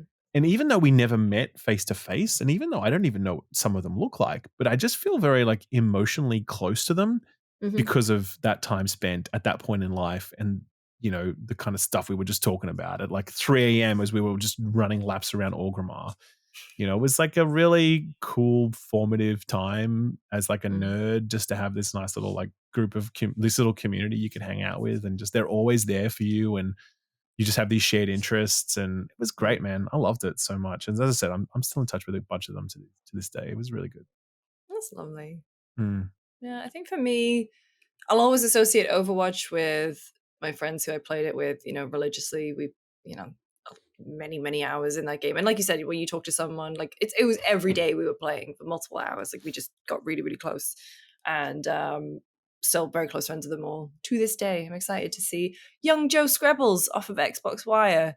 We used to play Overwatch all the time. And then like Krupa and Rory from RKG and Simon at IGN, like that, and Tam obviously. But like we would all be just playing for hours and hours and hours every night. I think of my mum when I think of Mass Effect, because so my mum was a huge Star Trek the original series fan. Cool. Okay, nice. Still thinks that Captain Kirk is very attractive, and she came in as I was playing. She's not wrong. She's not wrong. He still kind of is. Yeah. Come on, he still got it. He's like 98. Yeah. Got that swagger. Yeah, got that swagger, that Shatner swagger. So she came in, and I remember the exact mission it was. It was the mission in Mass Effect 2 where you are dressing up to try and impress Morinth, Samara's daughter, and you are learning all the things that she likes so that you can basically seduce her, but you can't sleep with her because otherwise she's an Ardite Yakshi and she'll kill you. My mum came in as I was doing this. My Commander Shepard is in this tight dress, and my mum was like, "What the hell is this?" I was like, I can explain. This character, Commander Shepard, is basically Captain Kirk. goes around sleeping with aliens. Trying to have sex with the blue alien. And my mom was just like, I'm in. All right. She just like sits down with me and watches me do this mission. So I'll never forget that. I'll never forget, playing Doom and Quake and Tomb Raider with my dad as a kid. I will always think of my stepmom with Kingdom Hearts. So I used to take, I had a PS2 at my mom's, and when I would go to my dad's house, I would take my PlayStation, I'd set it up, and I would just sit for 2 days and do nothing but play Kingdom Hearts. And I was playing Kingdom Hearts 1. I remember my stepmom is the loveliest woman, and she's like so nice, never raised her voice with me. Like, we're really good friends. Very excited to see her in a couple of weeks. It's her birthday. I'm going to be there, and I'm so excited for it. I remember just sitting on the floor, and she came in and she went, Lucy, darling. Because she also has a really pronounced British, like RP accent. She went, Lucy, darling, I'm afraid I'm going to need you to close this door because I cannot cope with listening to this every 2 minutes. Sorry, darling. And so I'll never forget that moment. I have like such a flashbulb moment where I realized, and I was like, in my early teens, and I just think to myself, what the hell am I doing? Is this cringe? No, I may be cringe. You are living well. I may be cringe, but I'm free. So yeah, right. shout out to JB for that one. Yeah. Oh, shout out to my uncle for showing me Rainbow Six Rogue Spear. Oh, He's playing it on like the hardest difficulty, and he'd be like, watch how smart these enemies are. And he'd just be locked in on his computer, and I'd be like, this is the most realistic game I have ever seen in my life. And it was amazing. Also, I dated a girl who had a PS3. I didn't have a PS3 because they were like $900. And she let me play Metal Gear Solid 4. Is that the only reason you dated her? She had a PS3. You're just using her for a PS3? We broke up shortly after. No. Shortly after that 4-hour cutscene, we broke up. No coincidence there. Credits rolled. I had the experience of explaining Metal Gear Solid 3 to Amanda this weekend. Over like a glass of wine, and I'm like, so this isn't actually Snake. This is actually kind of like his dad. And she's like, okay. He pulls himself out of the he's glass. like a clone, but like, yeah. So that was fun. I felt like a little kid again. Anyway, I love that. Video games. Patrice, thank you very much for that question. That was a nice have fun at Gamescom. Trip down memory. Wish we were there. Yeah, enjoy. Next up, we are back with what have we been playing? We talked a lot about Mafia and Battlefield 6, but we've been playing a couple of other things. Lucy, you've been busy. I have been, actually. I was just about to write down another one that I played, which I will talk about quickly first. So my 3 are kind of short. 4 are kind of short. So the first one I did was Ambrosia Sky, a demo that Chris Plant shouted out a bunch. I think I saw him post about it on Blue Sky. Actually, he made a TikTok for his post games channel, which is very good. If you want to support Chris, I would definitely recommend it. I think he's doing some really cool stuff over there. So Ambrosia Sky is essentially the gameplay of Power Wash Sim. You are you're in space and you're cleaning up messes. There's basically this overgrowth of this horrible fungus, this alien fungus. However, you are clearing up the place that you used to live. And you are uncovering the bodies, essentially, of people that you used to know. And you are trying to figure out, I think your character's name is Dahlia. And yeah, basically kind of, it's the demo's pretty short. I think I did it in about an hour. You're just kind of wandering around and like, it's the meditative part of clearing up all of this debris and navigating across these derelict space stations. But then at the same time, trying to uncover like where these bodies are so that you can kind of capture their essence and take them back. Because yeah, it's space. It's kind of like we'll talk about Alien Earth, where it's, big companies want to get all of the alien contamination and study it and do whatever with it. So it's a really cool, really striking looking game. And so, yeah, I played through that demo at the weekend and a lovely time. So thank you, Chris Plant, for shouting that one out. Right. Okay. I'd never even heard this before. Ambrosia Sky. Ambrosia Sky. Yeah. Okay. Sounds like a movie. Yeah. It does really sound Ambrosia like Sky. Okay, I see. Okay, right. It looks it's quite colorful actually. Yes, very colorful. And then really there's different. They kind of changed the demo, so it's like at the beginning you just have like a normal water, I guess it is, and then later on you get like an electricity thing, so you can make little circuits and power doors that have no power on, and then after that you can get fire, and so you can burn some of the stuff, and so I assume there'll be different puzzly things that kind of come together with that. As a big fan of Power Wash Simulator, this automatically appeals to me. Power Wash plus sci-fi, yeah, that's a good mix.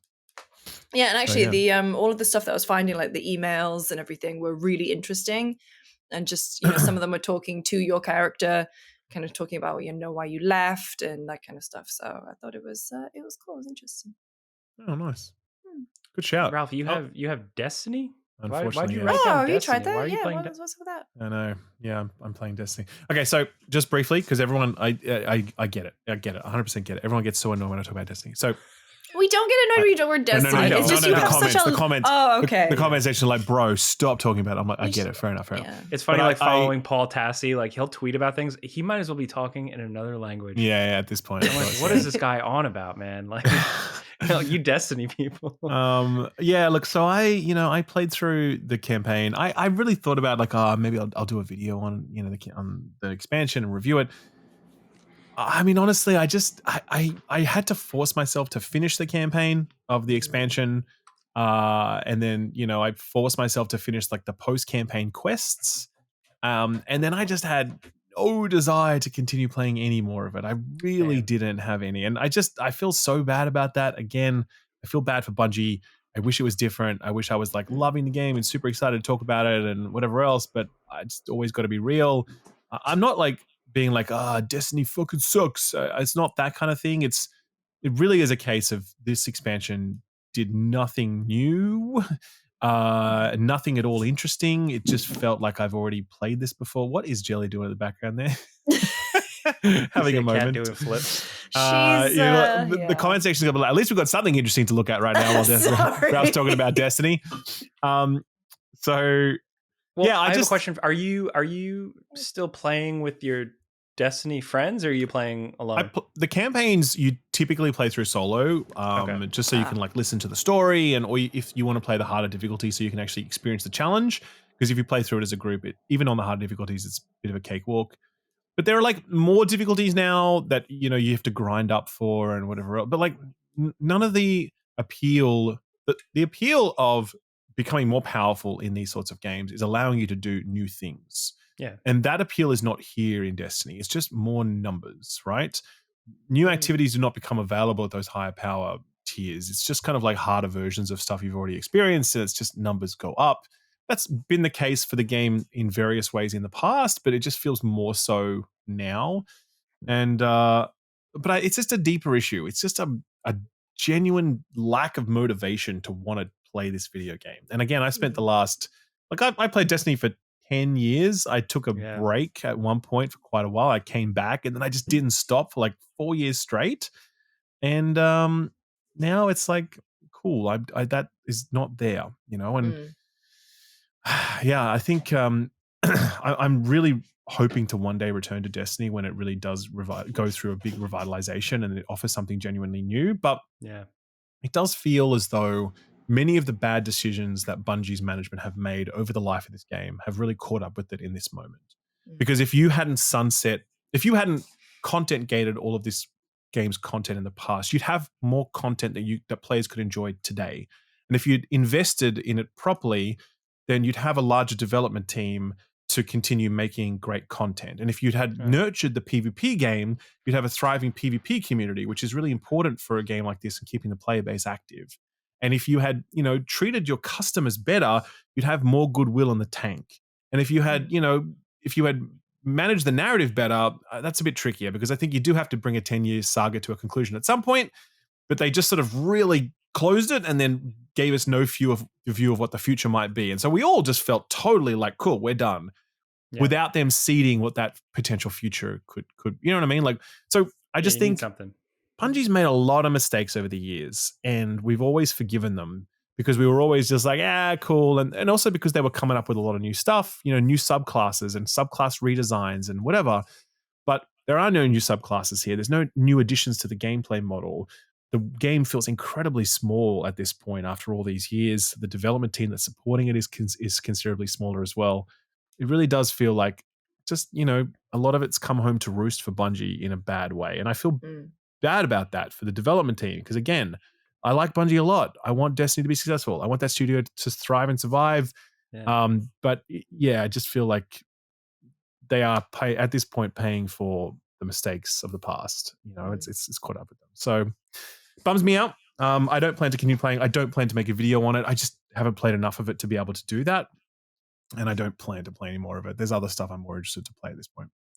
Hey, at least you gave it a shot. Yeah, that's it. I did. And again, the Destiny community not loving this expansion at this point, but the people who were sticking around kind of know what they're in for at this point anyway. They're like, cool, I'm here. I'm ride or die with Destiny. I'm just going to put up with it. They're happy to sit through a cycle where it's not very good and hope that it gets better in the future. But the number of people that have stuck with it is very low at this point. It's the player drop-off is huge. Player counts are very low, and there's no sign that's going to change anytime soon. So yeah. Anyway, that's me and Destiny.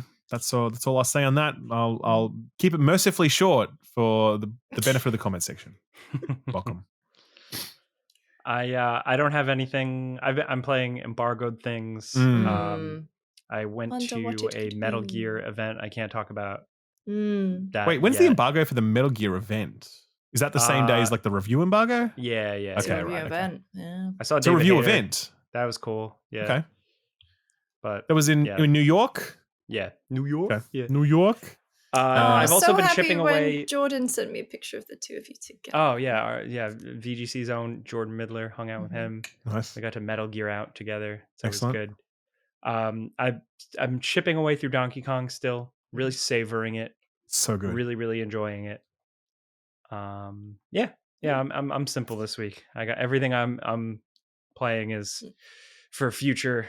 I was going to say future episodes. Yes. I got more. Don't worry about it. Yeah, I've been gaming. Okay. I have been playing Is This Seat Taken? Full release finally came out. It is a game where you are... It's like a Rosa Parks simulator. You said that last time. Yeah, why is that my second Rosa Parks joke? What was that about? You said that when I talked about the demo. No, so it's like... Rosa Damn, I'm a hack. Same joke twice. That's right, man. Oh my God. No, you are... I need new jokes. You're on buses. I'm moving us forward. You're on buses. You're on boats. You are in the cinema. And basically, you have all of these little shapes and they're people. And they just say, oh, I want to sit by a window, but I didn't shower today, so I smell. And then that impacts the seats around them. And then there'll be some other one who says, oh, well, I want to be in the aisle, but I don't want to be near someone who smells. So it's a puzzle game. It's a logic game where you just put stuff I see. It's really nice. And it has a nice, fun little storyline. And the music is lovely. It's just a really pleasant game. I'm having a lovely time with it. Full release is just as wonderful as I thought the demo was. This is overwhelmingly positive on Steam. 98% overwhelmingly positive. It is great. It is just so playable. This looks like a game I want to play on mobile because it looks like I could just touch the pieces and then move them to the... Is there a mobile port? Do you know? I don't know, but it would surprise me if there wasn't going to be. I'm sure that they'll work on something, yeah. Perfect for mobile. Is the music, is there good music to back up the cool art style? Yeah. It was like it should have Wii Shop music. Yeah. It's just nice. It's a very pleasant experience. It's a really nice looking art style as well. There's something about its like use of lines and color and shadow that just sort of, it's super simple, but it really pops. It almost looks like one bit with color. That's how I describe it. Yeah. And the first set of levels takes place in Barcelona, and then I believe it's Brussels, and then I'm in London now. Cool. So there's little cultural touch points there too. Yeah, and, it's lovely. Oh no, sorry, is it Amsterdam, not Brussels? I forget. So there's that one. I played Time Flies. Which is nice. Yeah.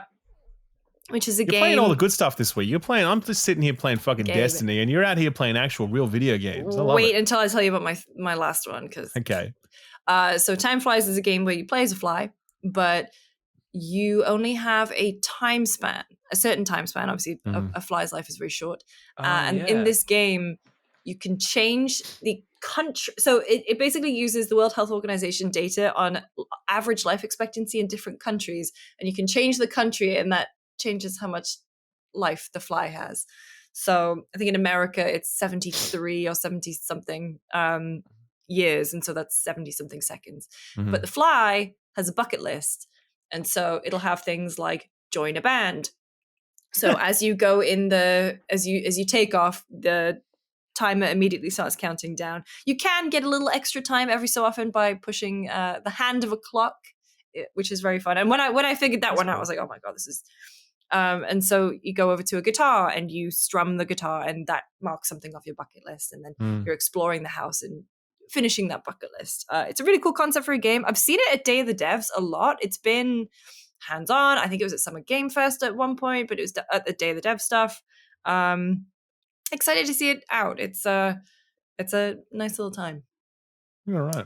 No, I've been tracking this one actually for a while now. It looks pretty sick. It's just a nice, very weird but awesome premise. Yeah. Yes. Yeah.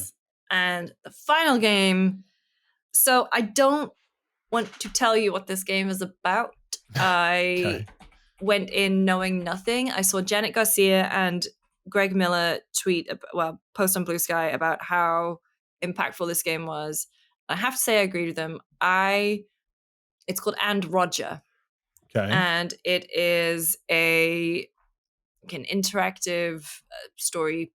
What do you call them? Very, very in the line of Florence, I would say. All right. Okay. In terms of gameplay and presentation, and in terms of handling hard-hitting subject matter. I don't want to spoil anything about it. I think what it does it handles magnificently. And it's a very emotional, very well done game. I think people are going to be talking about this one for a very long time. It took an hour. I wonder if it would be used in some kind of education. I think it would be. Okay. Yeah, it's a very. Yeah, I don't want to say too much. But it's every single I posted on Blue Sky that I cried playing it, and every single person has also replied. Someone posted, "Oh, I had a free hour. I had my lunch break at work, and then I had to come back in tears." Wow. What's it called? Okay, it's called And Roger. And Roger, yes. And Roger. Yes. Yeah.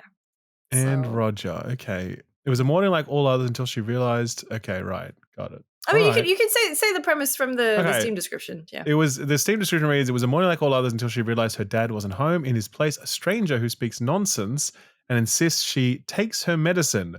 Who is he? Where is dad? Very positive. Came on out Steam. It came back a few weeks ago. Mm-hmm. And yeah, okay. Well, I'm just buying it right now because I mean, you're selling it to me like that. Yeah, it's not possible to say no. So yeah, I just bought it. Yeah. I have a thing. A friend of mine messaged me when she finished Expedition 33, and it was just her in tears doing a thumbs up. And so fully anticipate one of those from you when you play this game. Interesting. Yeah. Okay. Wow. I will check it out. That's that's really interesting. All right. I'll check it out this week and I'll report back next week. But anyone else listening? $7. It cost me, that was $5. So it's like cheap. Big little impulse purchase. There you go. Yes. Nice. Yeah. All right. Shit. All right, man. Thank you, Lucy, for all of your gaming. I know, right? Really carrying the team this week. Yeah, wow. Yeah. I play a lot. Let's move on over to show and tell. This is the segment where we talk about things that we've experienced, watched, whatever, that aren't video games. So, Ralph, you want to go first? Yeah, I'm going to talk to you about Fantastic Four. Yeah. Okay. What do you reckon about this? So, I really, really liked it, except for one thing. Okay, was it Pedro? Yeah. Pedro sucks, man.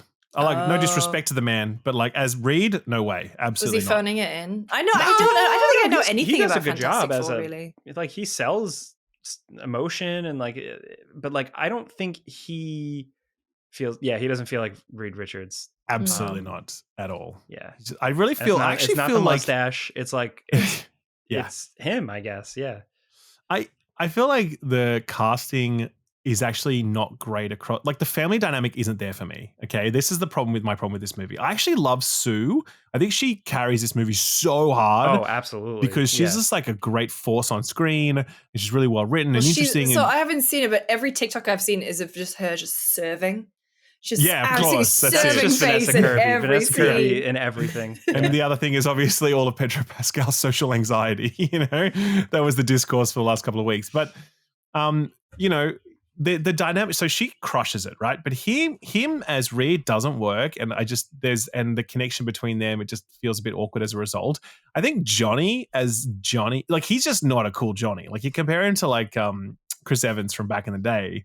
Yeah. And dude, it's chalk and cheese. Like it's just, he's so sourceless. He's just so uninteresting. And I think they tried to do some humor and it just falls super flat. I think what's his name? The bear guy as Ben. Oh, Eben Moss Backrack. Yeah, I liked him. I like him, but I just feel like there just wasn't enough of him. He just kind of feels like sad and mumbly throughout most of the movie without really putting on a show. And I think, again, going back to those original Fantastic Four movies, I don't know what the actor's name was, but he totally crushed it. Like, just all of them.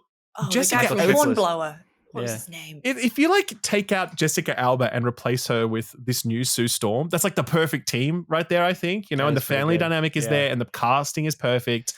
And I think, sorry, go ahead. No, I just, as I said, that for me personally, I did not feel the family dynamic coming through at all, and I feel like that was what the old movies nailed. It just didn't work for me here personally.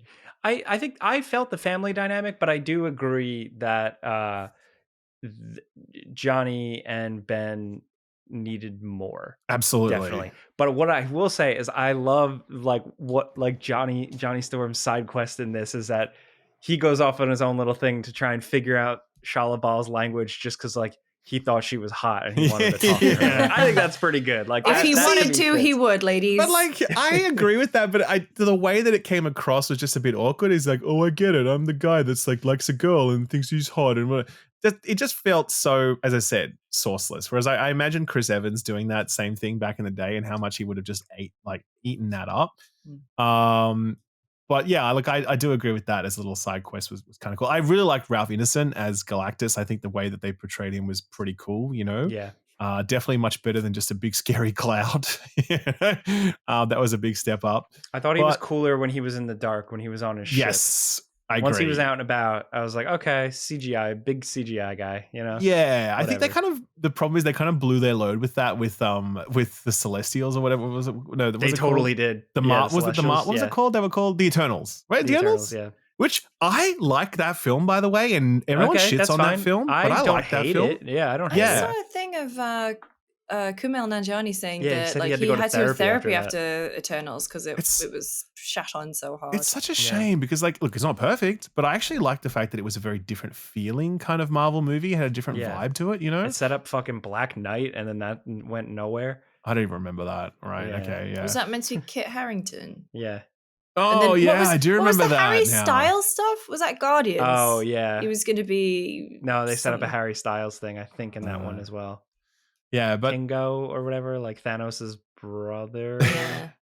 But they were basically, you did the big gigantic thing in space already with the Eternals, and so it'd be hard to do it again if like Galactus was just kind of like looking down on Earth from a. I get he has to go to New York and walk around, but. Yeah, it's hard to land it. And canonically, like Galactus like changes his size depending on situations, but for sure.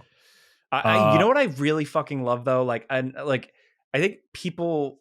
I like Superman a lot, but I think some people are like, it made me want to be kind, and it made me hopeful, And it's like that's fine, and I'm glad that people got that. But for me, I liked seeing Fantastic Four be loved by the people. And save the people and go on a space mission and come back and be like, we got you. You're our it felt like the Fantastic Four's family was like the people that they were saving. I don't know. For me, emotionally, it hit, man. I agree don't know with what that. It was. I know. I agree with that. I think Spidey does the same thing, especially with the old movies. With definitely. Careful, he's a hero. Like that when New York shows up for him, because he shows up for New York. I like that vibe a lot and. yeah, when they're like, he looks just like my son, my 38-year-old son. So yeah, I do agree with that. Is a nice little touch that adds some emotional resonance to it. In a movie that I think was pretty absent emotional resonance, even though it was kind of centered on like a emotive family story and like what you will do to protect your family, and like, yeah, I get that. Just so I didn't dislike it, but I didn't love it either. And I definitely preferred Superman a lot more. I had a really good time with Superman, and as imperfect as both of those films are, I really walked away like having a much more fun time with Superman. And I feel like they got the source material. Like James Gunn got Superman really well, whereas I'm not sure that like Marvel really nailed the Fantastic Four this time around. So yeah, I think it had some parts I'm always going to be like, man, that was sick. Like the birth scene and that whole thing. Yeah. Also just seeing like the Fantastic Four like be together and do like science and space shit. I really like that. And like, it's not a spoiler that like Sue is pregnant. It was like in the marketing, but you know, Franklin Richards. Yeah. And as somebody who is aware of that, like potentially kind of cool. Interesting. Except, for sure. Fuck CGI babies. Forever. Oh my God. CGI babies, awful, terrible. Why won't Hollywood learn? CGI Seriously, babies, no bueno, man. At one point, like the CGI baby kind of like contorts in some awkward way, like it's kind of body. It's so bad. You're like, come on, really man, bad. What are we doing here? You know? Yeah, so bad. And otherwise, like that movie, I thought had some really good visuals and special effects, but I was like, what is this? That sequence in particular, where they were doing the space chase thing, was really special. That was a really highlight. That was a big highlight sequence for sure. Yeah. Anyway, other than that, the only thing I'll say is that I saw Naked Gun. Yeah. So I recommend. We all saw Naked very Gun. Funny. Very dumb funny. It's it's a good time. It's full of stupid jokes. It's full of ridiculousness. But I loved it. I thought it was a really fun time. I definitely like doubled over at certain points because it was just landing so well. Not all the jokes land, obviously, because that's how it goes with comedies. Not everything's funny all the time, but like enough of it was funny that I was like, I'm glad I went to that. Had a really good time. So yeah. Definitely worth seeing in a movie cinema with other people around you laughing. 100%. Yeah. Oh yeah, real good time for that. Yeah. Lucy, what do you got? I saw. Okay, I've done a lot outside of gaming too. You have. Let's just get this out of the way because someone actually wrote in to ask me about my thoughts on And Just Like That. Okay. She's been holding on to this question for like 6 weeks, by the way, just so we're clear. This is the Sex and the City. The Sex and the City spin-off. Tara asked, this is fully inspired by an Instagram story you had like 3 weeks ago, but I'm dying to know your thoughts on the latest season of And Just Like That. And Just Like That is the Sex and the City spin-off that does not have the best character in Sex and the City, that is Samantha. It is solely... I have explained some of the things that have happened in And Just Like That to people, and they don't think it's real. The show actually finally got put out of its misery. I will say, I have watched every single episode. We do screenings of it every week. For the season 1 finale, my friend Luce and I got Sarah Jessica Parker's brand of wine, and we drank that as we watched it. Don't ask me what happens in the season 1 finale because I do not remember. Anyway. There is some shit that happens in And Just Like That is just unbelievable. I don't want to talk about the kitchen. You have to give us an example because no one here cares, by the way. No one's going to be like, I can't believe you spoiled it just like that. Okay. Just fucking tell us. Okay, well, first of all, a thing that happened this season is there was a character named Lisa. Okay. In season 1, she mentions to Charlotte that her dad has died. Okay. In season 2, her dad comes for dinner. In season 3, he dies again. Oh my God. There's like 30 episodes of this show. Sounds like Blizzard's in charge of the lore here, clearly. Yes. There is a scene in season 1. Carrie has some kind of hip replacement. She is in bed.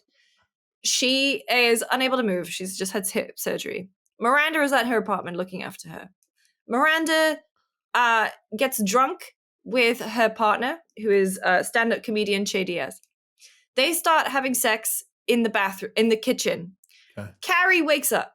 She has to pee. Instead of saying something like, help, I need to get up to pee, she kind of watches them have sex because of a very conveniently placed, I think it's a mirror that like reflects into the kitchen. So she can see Miranda and Che going at it.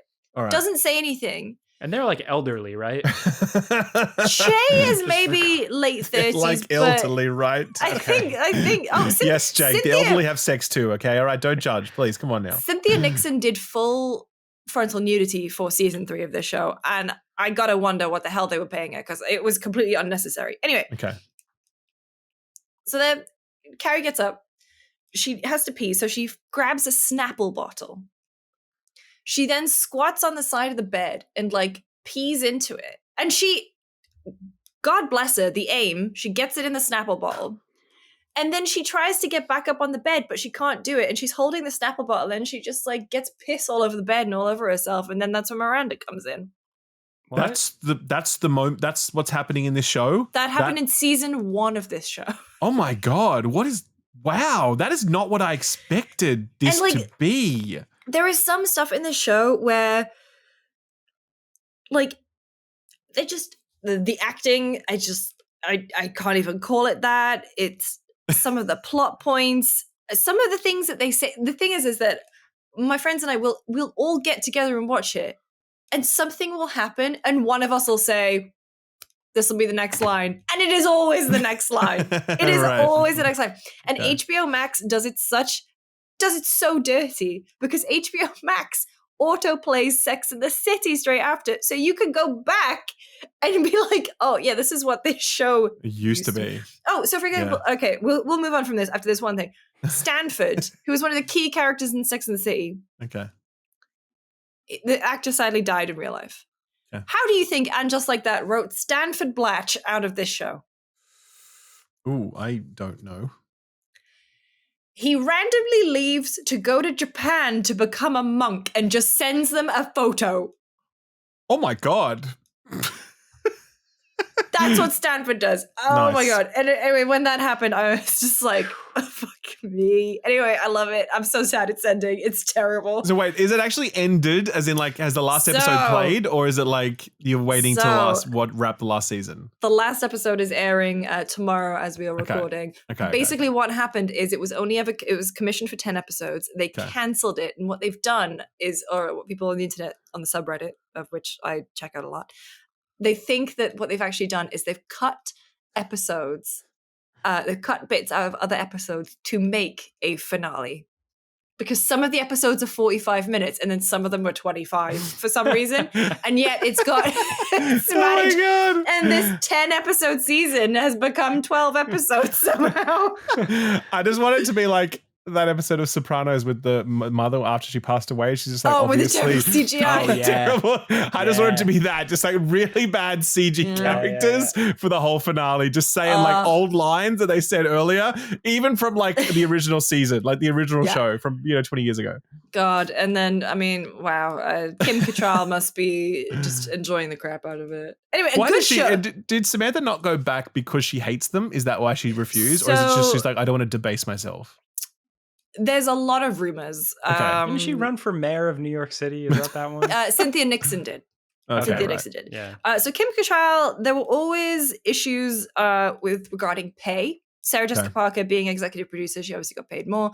And the other two, I guess, just went along with Sarah Jessica, and Kim Cattrall was like, well, I'm Samantha. I carry this show. I want more money. And so that kind of fell apart.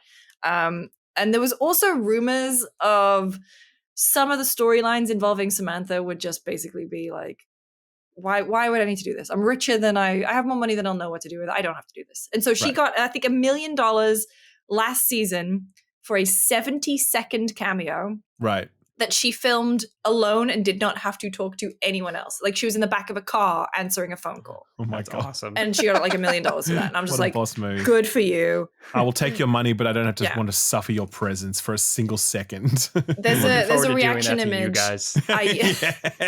There's a reaction image I use of her all the time, which is which Kim Cattrall, and she was being interviewed. I think it was in The Guardian, and the headline was, "I don't want to be in a situation where I'm not enjoying myself for even a minute." And I'm like, yes, girl. That's a good way to live, man. It's a good way to live. Respect. Anyway, in good shows that I'm watching, I watched the first 2 episodes of Alien Earth. Okay, cool. It was an honor to like sit in an Uber and listen to you describe the show to me. Honestly, I didn't realize you were. I just like that. No, I'm saying when we were at the Battlefield thing and I asked you about Alien Earth and you just kind of like unleashed on me. I didn't know, I wasn't familiar with your game essentially. And I was like, oh shit, this sounds awesome. Alien. Alien Earth came out first 2 episodes. It is by Noah Hawley, who is the person responsible for the Fargo TV show, which is excellent, and Legion, which is another show that I've been meaning to watch. I never got around to, but my friends loved Legion.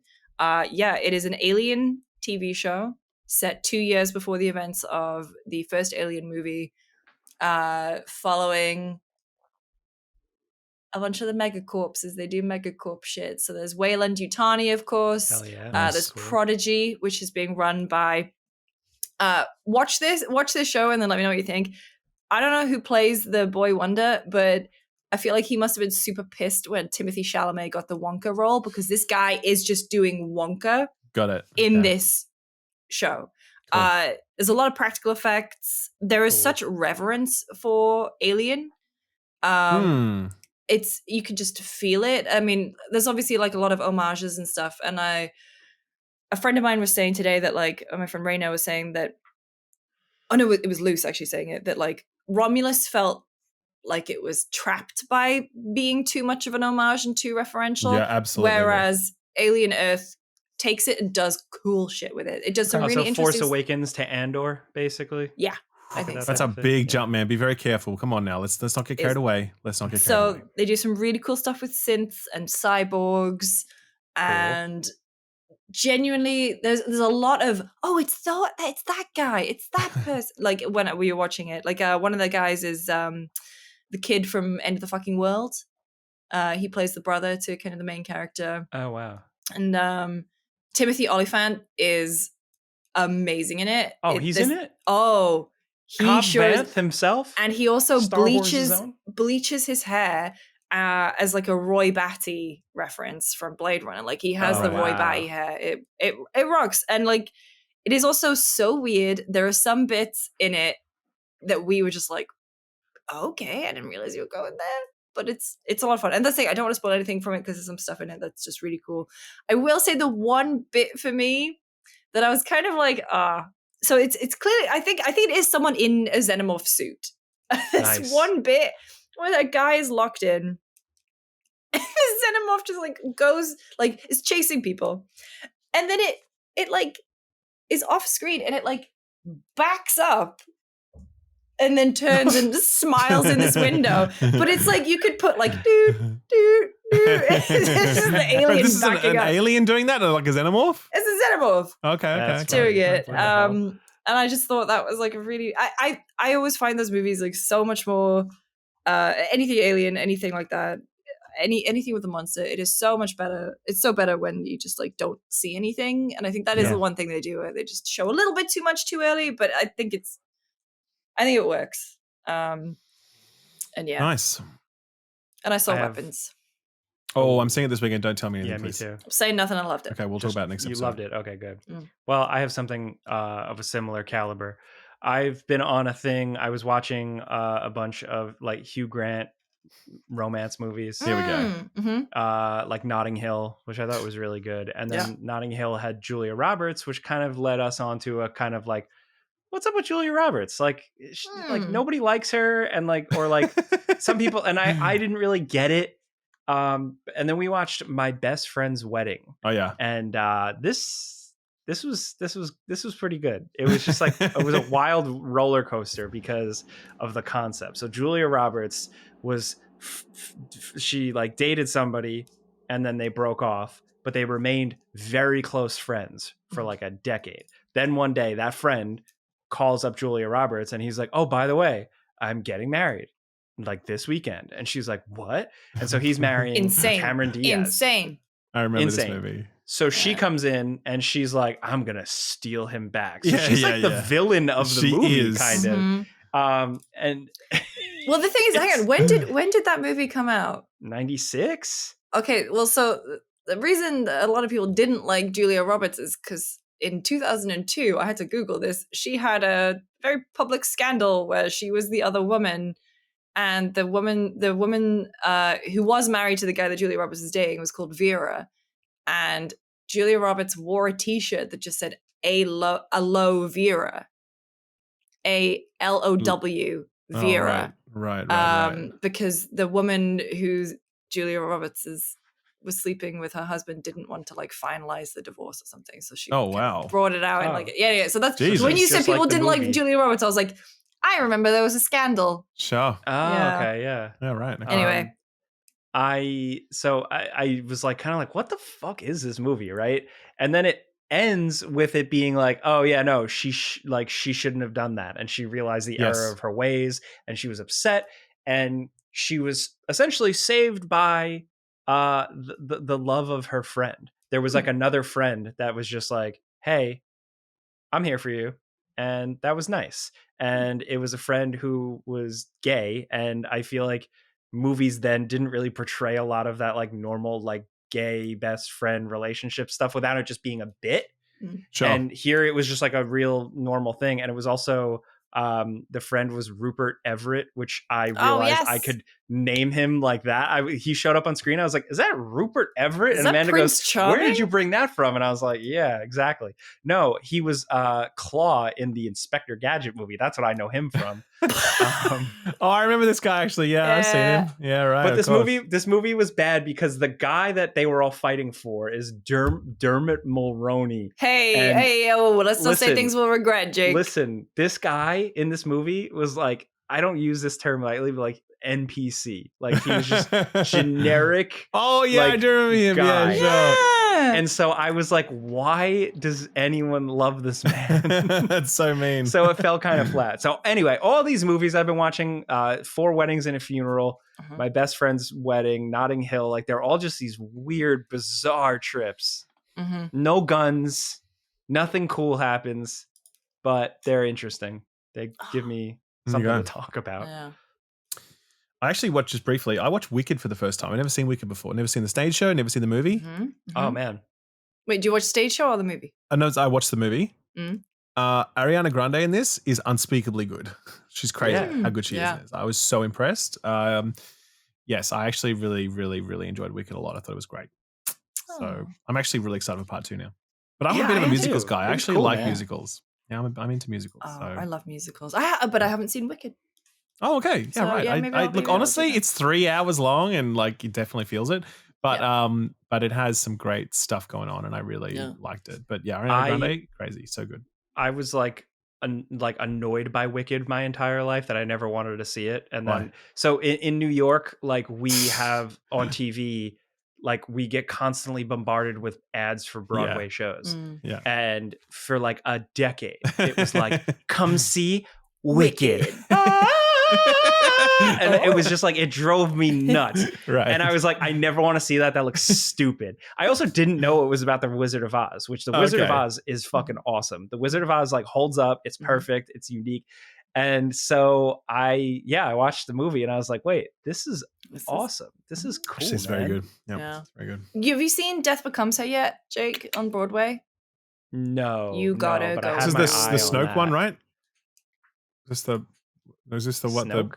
What? Like Snoke, sorry. From Star Wars. Snoke. Well, no, the what's the lady from from Succession? What's her name? Oh, that was Dorian Gray. Yeah. Right. Okay. That was exceptional. That run finished. No, Death Becomes Her is based on a Meryl Streep, Isabella Rossellini, Bruce Willis. Who's the other woman? Movie from the early 90s, where basically they just battle out over the same guy, but it is wickedly funny. It is so good, and I had the best time watching it. Okay. All right, hell yeah. That was a lot. That was a lot of stuff. That was a lot of non-video game stuff. Yep. Yeah. Welcome to the movie and theater podcast. I think that's probably a good time to wrap it up. So with that, any last words? Not when you say it like that. Yeah. That's excited for Gamescom. Yeah. So you'll be away next week, but back the following. So we've got a normal show. We've got a normal routine. We'll have a normal show, but I will be in the UK. So you'll see cool. A childhood bedroom. We will. Yep, that'd be great. And we'll organize time differences and what have you. We'll make it happen. But cool. I'm excited to hear what you go hands-on with. I will say that there are a lot of things happening at Gamescom. A lot of hands-on bookings. It is a busy one, yeah. It's a huge Gamescom. I think this is They've got more exhibitors than ever before at this Gamescom. Yes. It really is the biggest Gamescom of all time. So I think there's going to be lots of news coming out of it, lots of cool stuff. I'm aware of some of it, not all of it. And what I'm aware of is already pretty exciting on its own. So yeah, it's going to be a cool show. So keep it locked here for all your Gamescom scoops because Lucy's going. I like you said, keep it locked, which is an IGN thing. It's so IGN. It's so IGN coded. For all your gaming news, keep it locked on IGN. IGN. Yeah. Well, with that, thank you everybody for watching. Thank you for rating us on your podcast platforms, liking this video if you're watching the video version. Thank you to everyone who increased our ratings on IMDb. Yeah, that was very nice of you. But with that, that's Ralph Skillup. That's Lucy James. I'm Jake Baldino. Tie your shoes and go to bed.